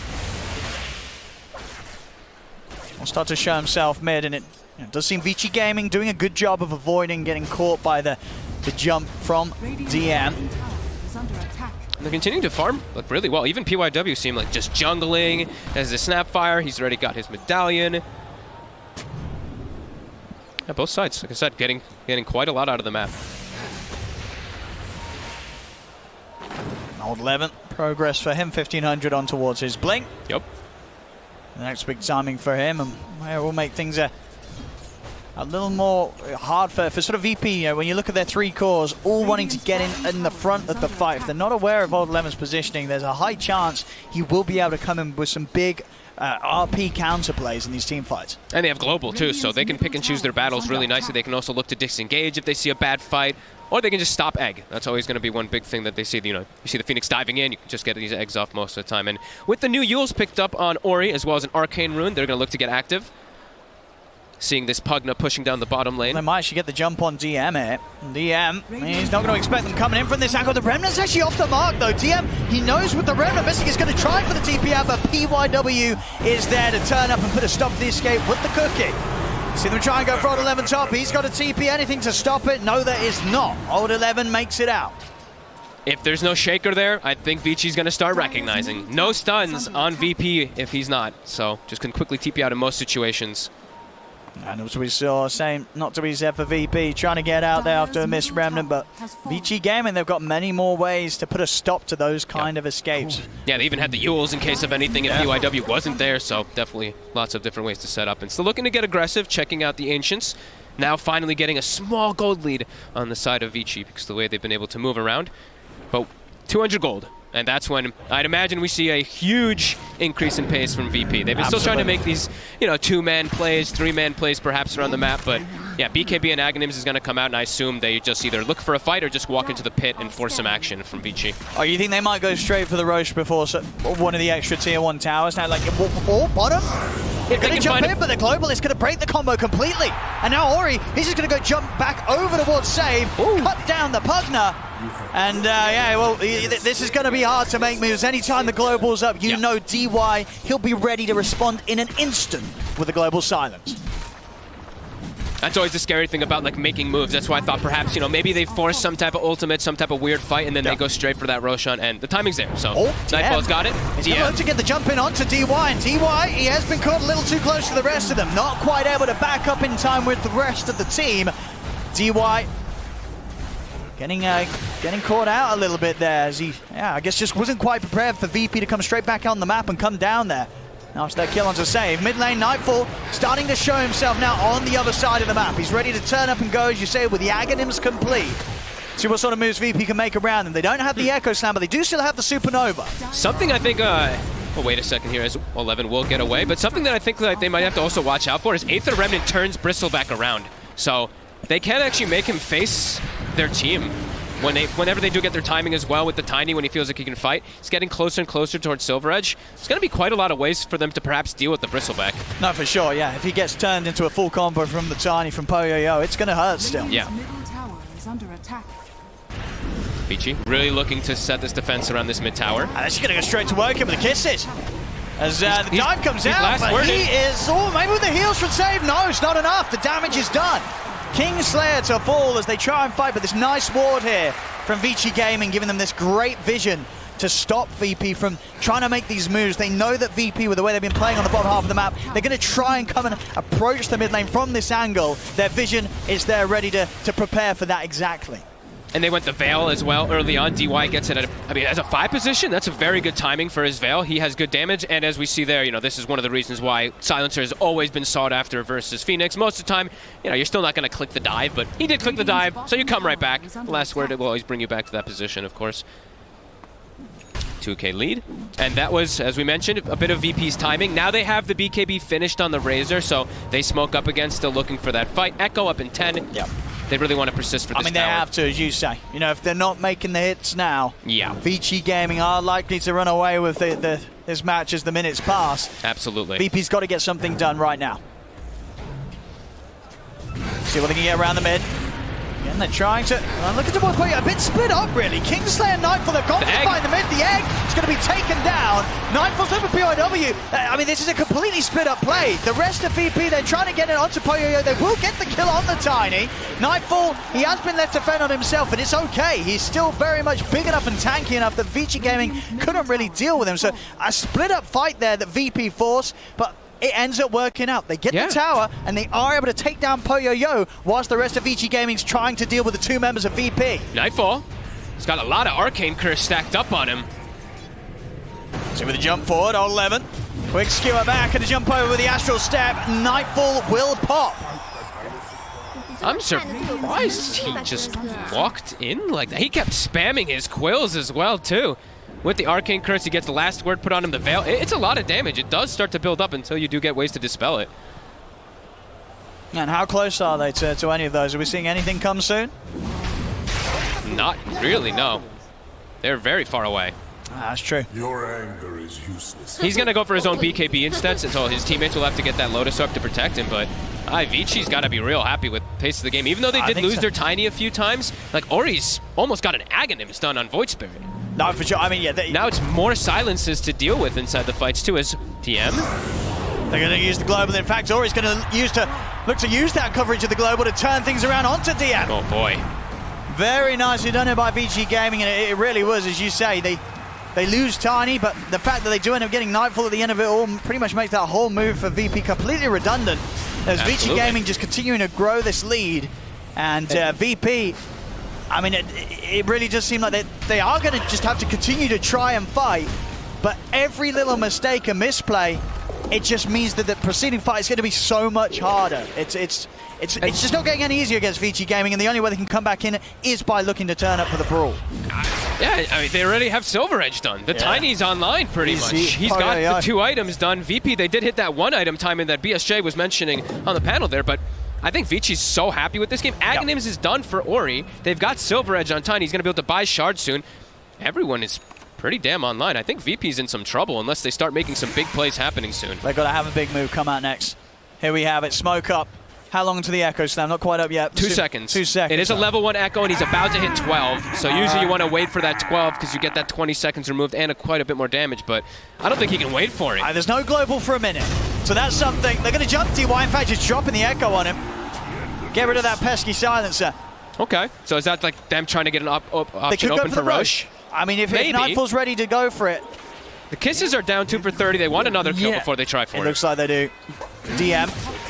Looking for the lead in, but Vici Gaming are careful. Play it right back in back. Now old 11, he's ready to step up. RP is online again. They've got the Silver Edge. Nightfall.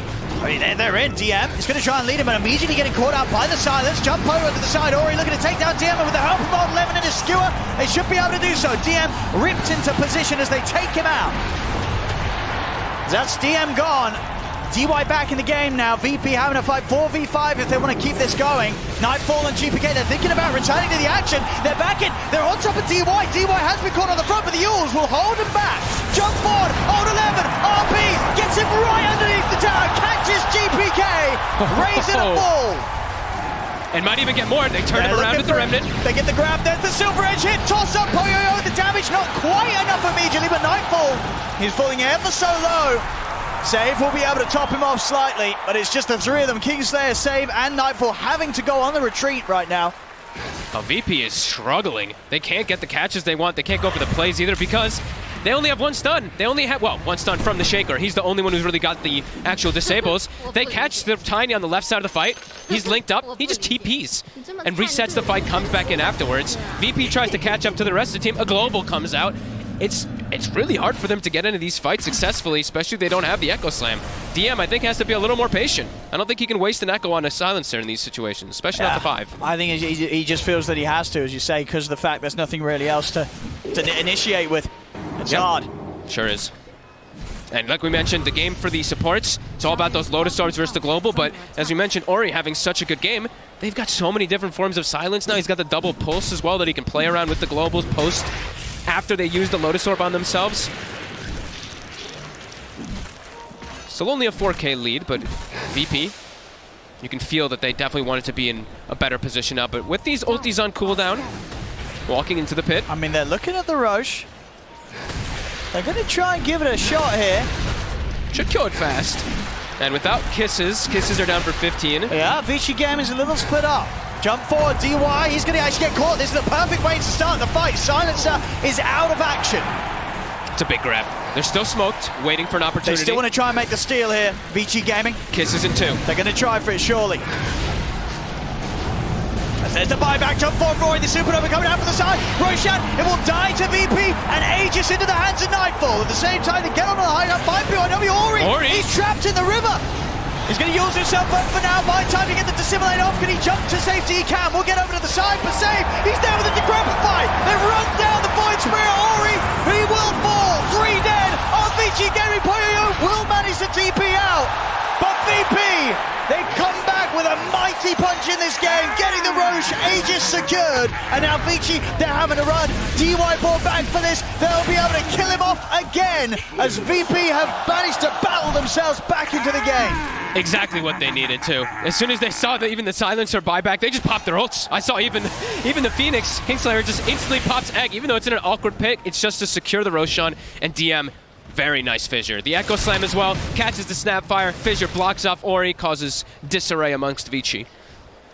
Very nice to get execute a fight, which they needed to get themselves back into a comfortable position in this game. Absolutely, as you say, DM definitely putting in the heavy work here. And this is the thing, he said, well, we don't need any more stuns. I'm going to get everything done myself. And when he's making moves like this, even managing to block off the more elusive heroes for the most part, like the Void Spirit. And maybe things are in safe hands here for VP around DM's Shaker. And now they're starting to get these Lotus Orbs up. Kingslayer's got his finished, and I think that's probably the only one, actually. They're going to have a BKB for the Bristleback to cover himself versus the Arcane Curse, too. So Silencer's effectiveness will definitely start to dwindle.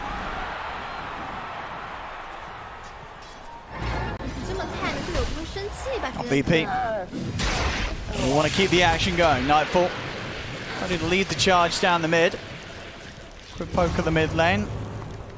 With BKB, he's quite unkillable. Yeah, now he's good to go. Unless he gets pulled very far out of position, even then, he can battle his way out. Yeah, he can put that BKB charge back to safety. He'll make it. And without Global, they can't stop the heals. Of course, that's going to be coming out from that Max Sunray as well as the life drain from Save. Vici Gaming trying to set up here. Hold 11. Poyo around DY. They're using DY as the bait. They know that VP are going to want to go for him, and they are. Nightfall straight in onto the silencer by DY. Pretty much dying in a few hits. BKB popped by Nightfall. There's no jump they can make back onto this Bristol as VP get in at a swift execution right underneath the tier 2 tower that Vici Gaming as a team can't do anything to stop. Poyo had just used the Silver Edge hit too on a creep right in front of him too. So as soon as they saw that, Bristol was like, okay, I have a free run across. He had to pop the BKB just in case, but does get a kill. Let's see if Vici looks to make any type of move while that is down. They're picking up top, but that's GPK. So maybe expecting them to make a move onto him. And VP all just swinging together. Again, another smoke. A little bit of a window here. 10 seconds, no silence. When DY's back up there, the Global will be ready to go. Scan is right on top of Poyoyo. They know where they are. On the low ground now, coming in from the river with the jump onto the high ground. The Global Silence comes out immediately in response. Supernova's out. They look to take it out. PYW is able to get the hits in. They bring down the egg. DM lays down the Fissure, getting the angle onto both PYW and Old 11. PYW taken out for the low ground. GPK gets the kill. Holy damage. Moving up to the high ground. It's a little risky now. They get the grab. RP for Old 11 drags back GPK. GPK will go for the BKB. Try and get away from this. He's got decent movement speed, but Ori jumps in. Or Astral Step blocks him off. 4 dead on VP, as they knew where Vici Gaming were. They hit the scan, they were charging up the river, but they ended up in this position where Vici Gaming, they sort of surrounded them from the high ground points, and it was a very hard fight for VP to take when they're in that sort of very confined area between the Roche Pit and the Triangle. And the team can't get to where DM actually blinks onto high ground, Echo slams the Magnus, but his team had just got hit by like an 1100 crit from the Tiny, also Avalanche combo, and they were stuck in the river. They couldn't get to where the Earthshaker was. Very split up fight for VP. Huge advantage for Vici off of that one. Also, I've been watching this. They're keeping the Alpha Wolf with the Tiny the entire time this game. I like it. They've had the dominated Alpha Wolf just sticking with them. So look at his damage. I mean, plus 362. Those are without, that's like 760 damage without a crit from the Silver Edge.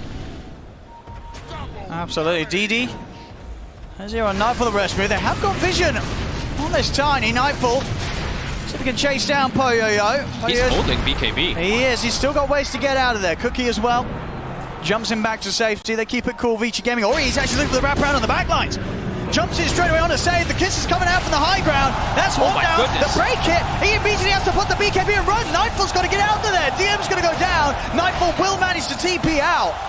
But another fight where VP are just a little unprepared there. Ori this time coming in from the river.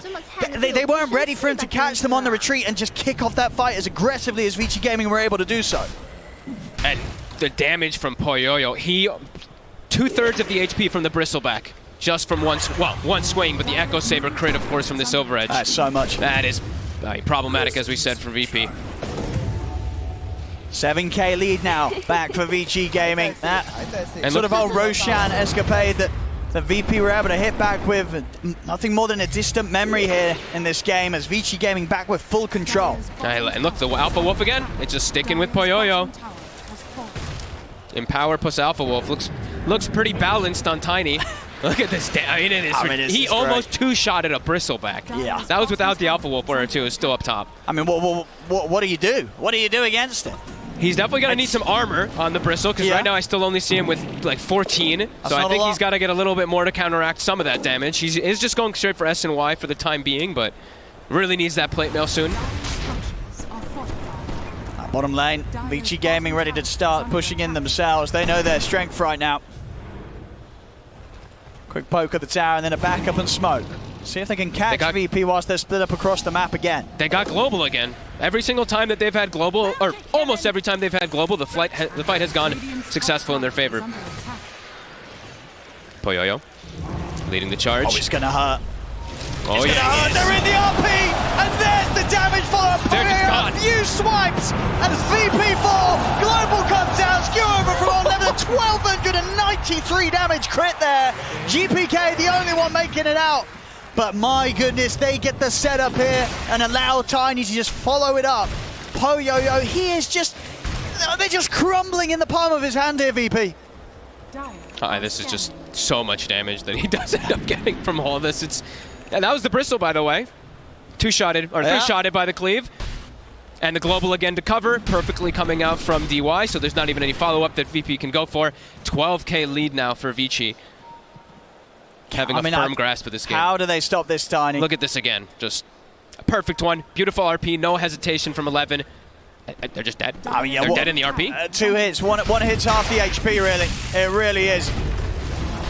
And running, that's not an option either. These trees just come in, tossed at you from a mile off, and the damage is done. That splash will just decimate anyone caught in the area. And it's surprising that Poyoyo can just walk up like that and just find the opportunity. VP not prepared with an Obs and Sentry Ward or anything like that. Have lost full control of the game with their early game draft. And they had that chance to regain things around that Roshan and Aegis pickup.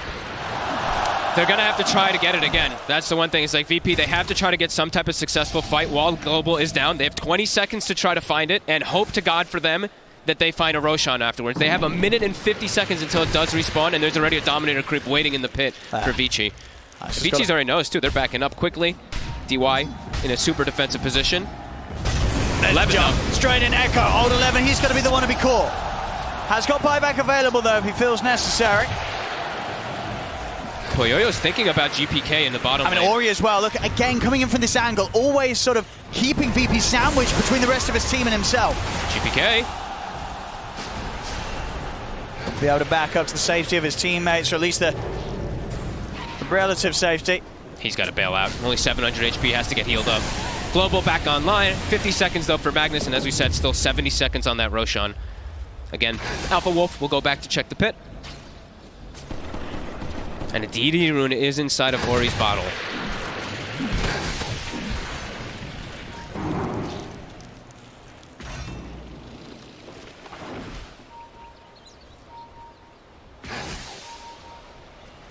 VP trying to get control of this area. It's not going to be easy.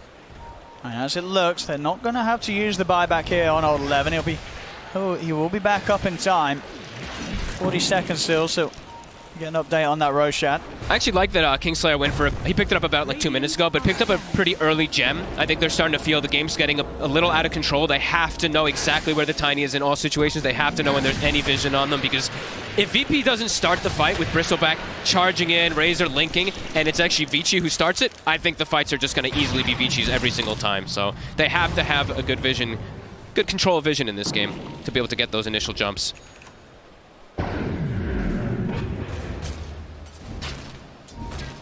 Definitely the discussions being had between VP on when and what they want to do with the next move.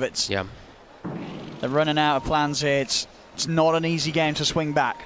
Everything's up for Vici. Vici wants to take the fight now themselves. There's no Echo Slam on DM for some time. They should know that. I mean, if they do look to try and take a team fight VP, they know that they don't find DY. DY really will turn it all around with the press of a button. And, I mean, the Tiny's just going to two-shot people, and he's just so farmed at this point. He's almost 2 items ahead of the next person. They have full Satanic against Hyperstone. They're just taking the Roche themselves. I mean, VP's not going to be able to do anything about that. It's already They're dead. not going to be able to do anything about that. Roshan will fall in a matter of seconds here to Vici Gaming. And Old 11, who has not purchased a shard, even though we saw it prioritized so much in the first series of the day, how good this Magnus shard was, he didn't buy it, and now he's got one given to him for free after he picks up his own individual items with the Aether Lens, the Blink, the BKB. So even more of a threat, really, for the Bristleback, just this instant catch into Skewnerming out of position.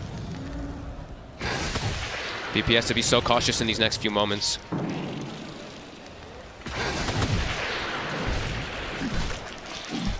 I mean, is there any sort of chance for VP's lineup from a high ground perspective, as it seems like anything out on the map is at this stage is almost becoming impossible? It's starting to feel not like there's not really too much of an answer. It has to be some unbelievable positioning, really, from the Phoenix and the Pugna, and just like Razor has to have some full link. This Razor and Bristle need to have some insane start to the fight. Oh, that's Poyoyo. He's found them. He gets the start. He's able to walk in, start things off on a DM. That's the Shaker gone. GPK past the BKB, starts to get the Sally link going. Save trying to heal him up here from the side. Nightfall looking to charge in. The BKB, the RP, they'll control the Bristleback. Global popped out. You see Ori jumping with the Astro Steps over to GPK. He's able to pop the Razor. GPK goes down, Save trying to turn, but shot back with the Scatter Blast. PYW cookies in on top of him to crush the Pugna's life. Far too much damage on Vici. The Razor gets what, almost a full link? Tiny doesn't care about link because he just keeps wailing you right through it. And Ori, as we mentioned, 8-2-10. Even though he had a bit of a rough lane in the game, he's had an excellent one. He was 5-1-10, 5-1-6 before, now 8-2-10. One of the next few times you look at him, and the damage you do is pretty crazy as Void Spirit. Even with Empower, sure, you're mostly magical, but you still hit pretty hard. Old 11. He's managed to get the jump in. Nightfall trying to get back to safety. Break it, see cooking forward on a Poyo. Toss up. Have they got the damage? Yes, they certainly do. As Nightfall out of the game, 90 seconds, no buyback on the Bristle. This bottom rack's not going to stand a chance, of course, against the hard hits of Poyo. Tier 2s are taken. Vici Gaming, they can go for much more here. It's a long, long time with no carry up for VP. This definitely feels like game over, right? It's 70 seconds still. There's a Tiny on the team. I think they can probably take all of it. Might be one more standard defense here that comes out from VP, but they did not ever hit their timing, it feels like, this game. AC complete on Poyo as well. Have to jump forward. Old 11 not quite able to get a grab here, and VP will be able to push them back a little bit, but the Aegis is still there. Quick use of the Satanic gets a good bit of the HP up for Poyo. That was a weird glyph, though. And nobody was even hitting the racks at the time.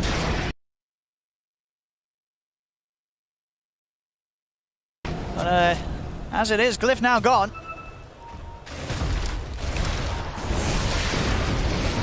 Fisher? It's a good Fisher. It's a really good one. They get a good link up. They'll be able to take Poyo down the once. And they're doing a second time out of the side. DM BKB's not going to help him against the physical. As DM will fall. They're doing their best though. They are managing to keep them off this mid-racks for now. And all things said and done, this mid-set's still standing. Poyo is going to look to try and put an end to that though. Steps back into Crepify. Not going to do anything at all there. Instantly removes the Decrep with the Satanic, finishes off that Rax, and 26k gold lead.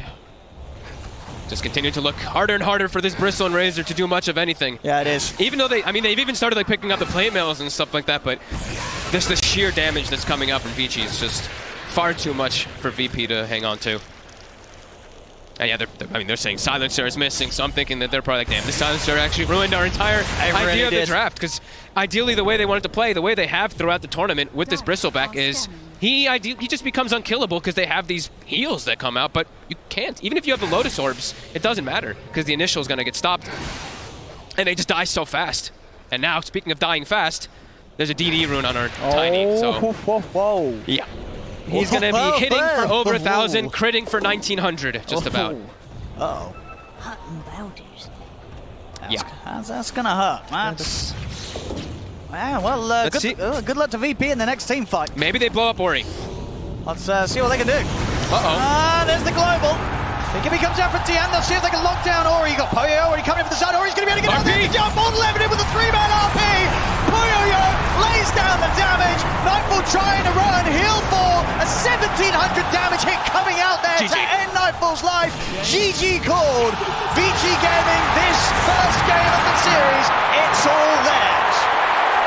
Super clean game again, Vici. I mean, they lost Poyoyo early game a couple times, right? I think maybe even all 3 of his deaths were relatively early in the game. VP had his number, but it didn't really seem to matter because VP couldn't capitalize on anything big. They got the Roche, but they lost their Aegis almost immediately because of the way Vici responded, and Vici was always kind of ahead in gold in the game.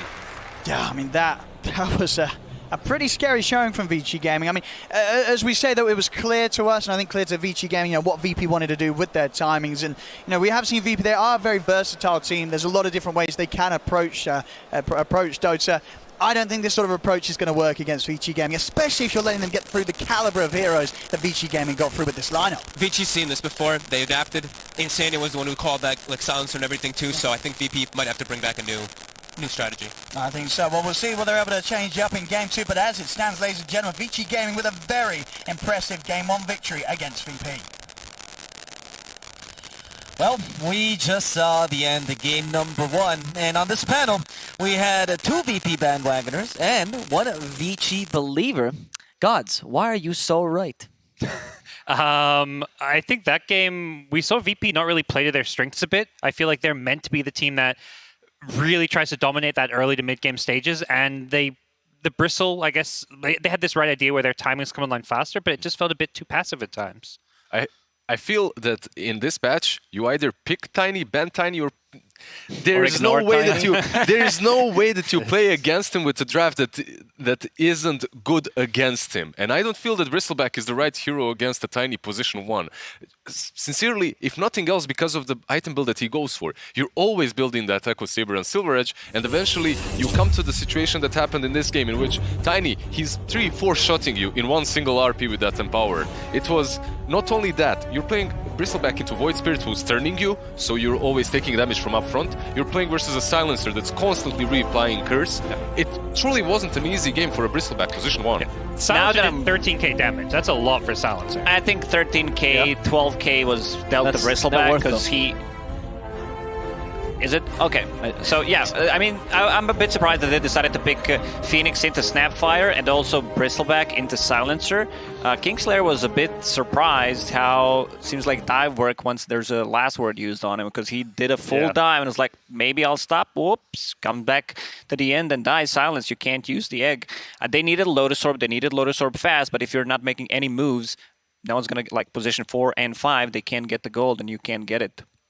Well, I was looking at the stats, and while I'm usually not a fan of looking at KDA, one thing I did notice that popped up was Silencer actually hadn't died that much. And usually you see this hero as I pop Global Silence, I'm ready to die, it doesn't matter, they're going to jump me first. Was that a problem? I'll tell you straight away why. He wasn't dying that much because you aren't playing versus a mid laner that can make plays. You're playing versus a Razor. They picked a Razor because of a matchup, and I believe that GPK, he needs to be the flashy playmaker on his team side, on the side of Virtus Pro. If he isn't, they literally had one stun as the Shaker. The moment you use it, we've seen so many teamfights in which your hero just TPs away. That's it. You get fissured, I like how at I'm one about point TP. VG Gaming realized they have one stun. If Shaker is showing on the map, we can be on a different side of the map, farm up. This is exactly how this team has been playing through the history, and just TP out if it gets to that point where you feel you are in danger. There was very nicely timed global silence to disrupt any Earthshaker combination. One thing that always bothered me about the global silence is how can you cast the global silence if the Earth is flat? I'm just kidding. God gave me the look.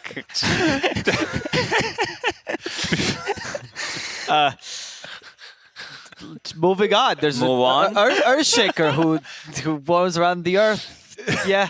I want to talk about a different point. I don't know how to segue off that. I want to talk about a different point here, which is, Gods, you talked about how VP might have not played their cards really right there, but I kind of want to discuss their approach, because we talk about Vici as this methodical team, right? This team that doesn't let you make any mistakes. And VP tends to have a draft that is like one strength and a couple of weaknesses that they just cover up.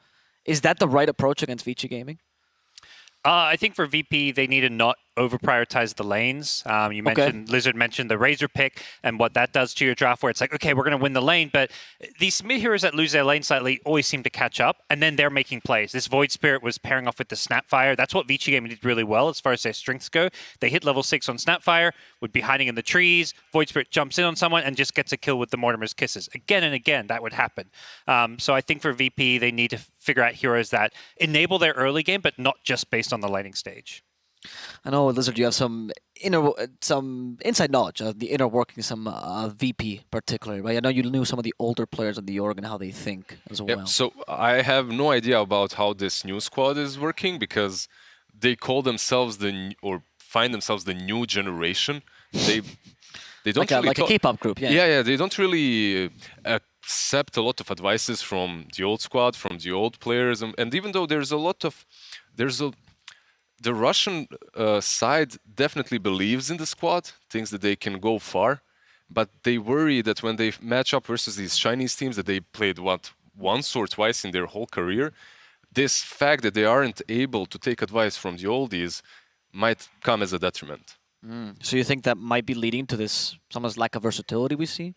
I'm not sure. I even feel that maybe something has changed. That's how I felt during the group stage. But as Lacoste said, it looks like they have changed quite a bit in the playstyle recently. They did, yeah. Definitely. And this Bristleback, even though they have picked it before, it's not the go-to hero. Right. And it's very reminiscent of the No One era, when the Virtus Pro would always put that Bristle on mid lane and just dominate with it. Against Vici Gaming, maybe they need to go back the way they've been playing the day 1 and day 2. Because they've been super aggressive. They didn't care about any cooldowns. It's just, the classic, we're going to run at you, Dota. And it was successful. It was chaotic. They had a bit of issues closing out the games because they could not hit the tier 3 towers.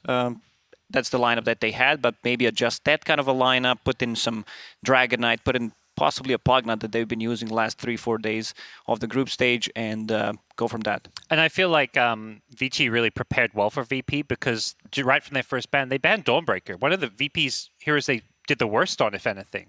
But I think the style of play that VP have around Dawnbreaker, it is that run at you. I think Vici Gaming is like, we're going to lose to VP if we let them play this style where they're just running at us, have all these heroes that are super active early on just based on levels, and they recognize it. So they're willing to ban a hero like Dawnbreaker that they're unfamiliar with because it just suits VP's playstyle so well.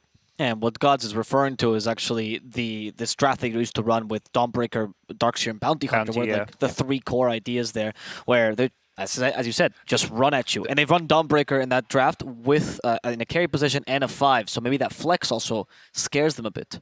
Now, that's the Eastern mentality.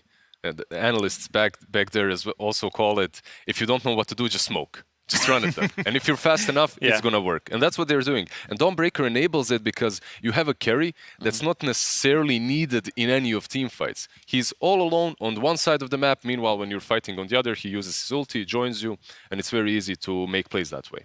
So what other heroes could we be seeing that enables that playstyle? What I want to see GPK from something that can make plays. Even though he was very active on Razor in game number 1, it's still a Razor. They put themselves on a timing, considering you have a Bristleback and you have a Razor. These heroes will scale. Because I was talking to Brian BSJ in our green room, and it feels like no matter what item Razor decided to go for, or if you had another item, it wouldn't really make the difference in this game. So I don't like that you put yourself in a spot where you can't win the game often, like getting a big item. Like you're hitting that timing.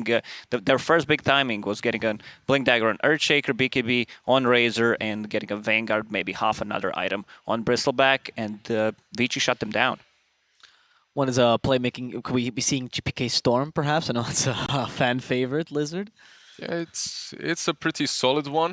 He had a little bit of a rough time coming into the competitive scene with that Storm, but eventually he really got good at him.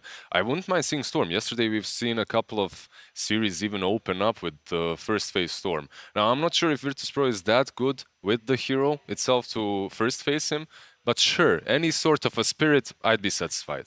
They played Storm, Io, and Bane against Aster, and it was 2 games in a row, and it was super successful because Storm Io combo works similar to old Chen plus Storm, where Io's TPing, refilling your bottle, especially if he finds a trusty shovel, and feeding you with mangoes, feeding you with clarities, and you can just have full mana run around the map. And also Bane was a core of that lineup where he was setting things up, saving people. You have a BKB piercing ability. It was a top-notch performance, and I want to see something similar against the Vici Gaming. Okay, we get to see the teams coming out now right into their booths. As we discuss them a bit, right? They're getting ready. I want to discuss actually one thing about Virtus.pro particularly. This team mentality plays a big part, and we know now that they have a coach whose sole purpose, they told us ex-basketball coach or basketball player who's now coaching So they them. got that one especially for TI. Right. But the coach that they do have, the one that we've seen just enter the booth with them, is Bolt. And he's been the part of the old Virtus.pro squad as well. Yes. They got him specifically after they lost completely at the Singapore Major, because everyone, the whole scene was asking them, what are you guys doing? Your drafts aren't looking that great. Right. And you're at the Major. You're crushing us at the regionals, but here it's obvious that you might need a coach to help you out. Yeah, Bulk was coaching Gambit back in the days when Gambit had a really good squad, and I think they needed to get someone to actually, help them out a bit with the draft. Because if you look the way they play, the individual skill of Virtus.pro players is out of the roof. Like they're insanely skilled, and sometimes they decide to dive tier 4 towers when it's not necessary. So you need someone to guide them, I think, a bit more during the draft, and seeing Bulk help them with that quite a lot. Like he's the one sitting at the PC, kind of makes me happy.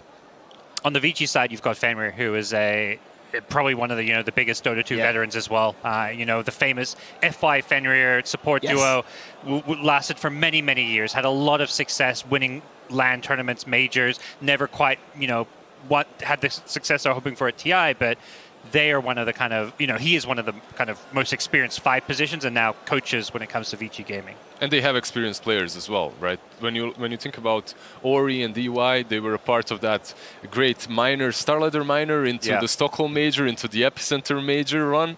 And they've been playing together for 3 years now, since like 2018 when DY joined.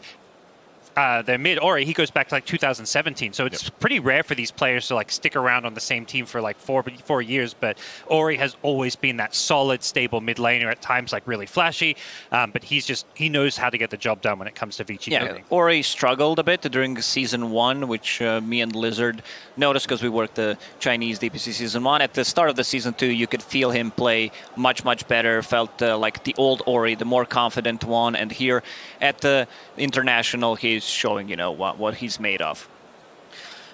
So you think that Ori is performing back to what you expect? For sure. This was I was just about to ask him the same thing, because I wanted to talk about it. Ori at the seasons was constantly rescued by DYPYW.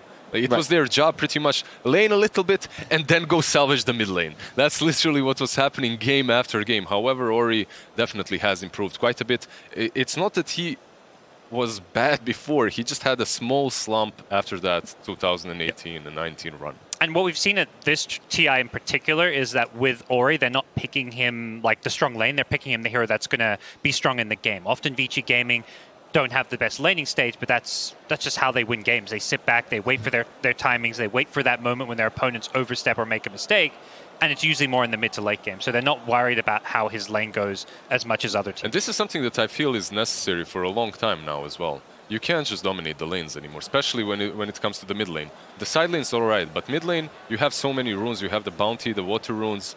The bottle refills. The bottle refills. Yeah. Even if you dominate, it's not going to be as detrimental as before in a way that you can't make a comeback.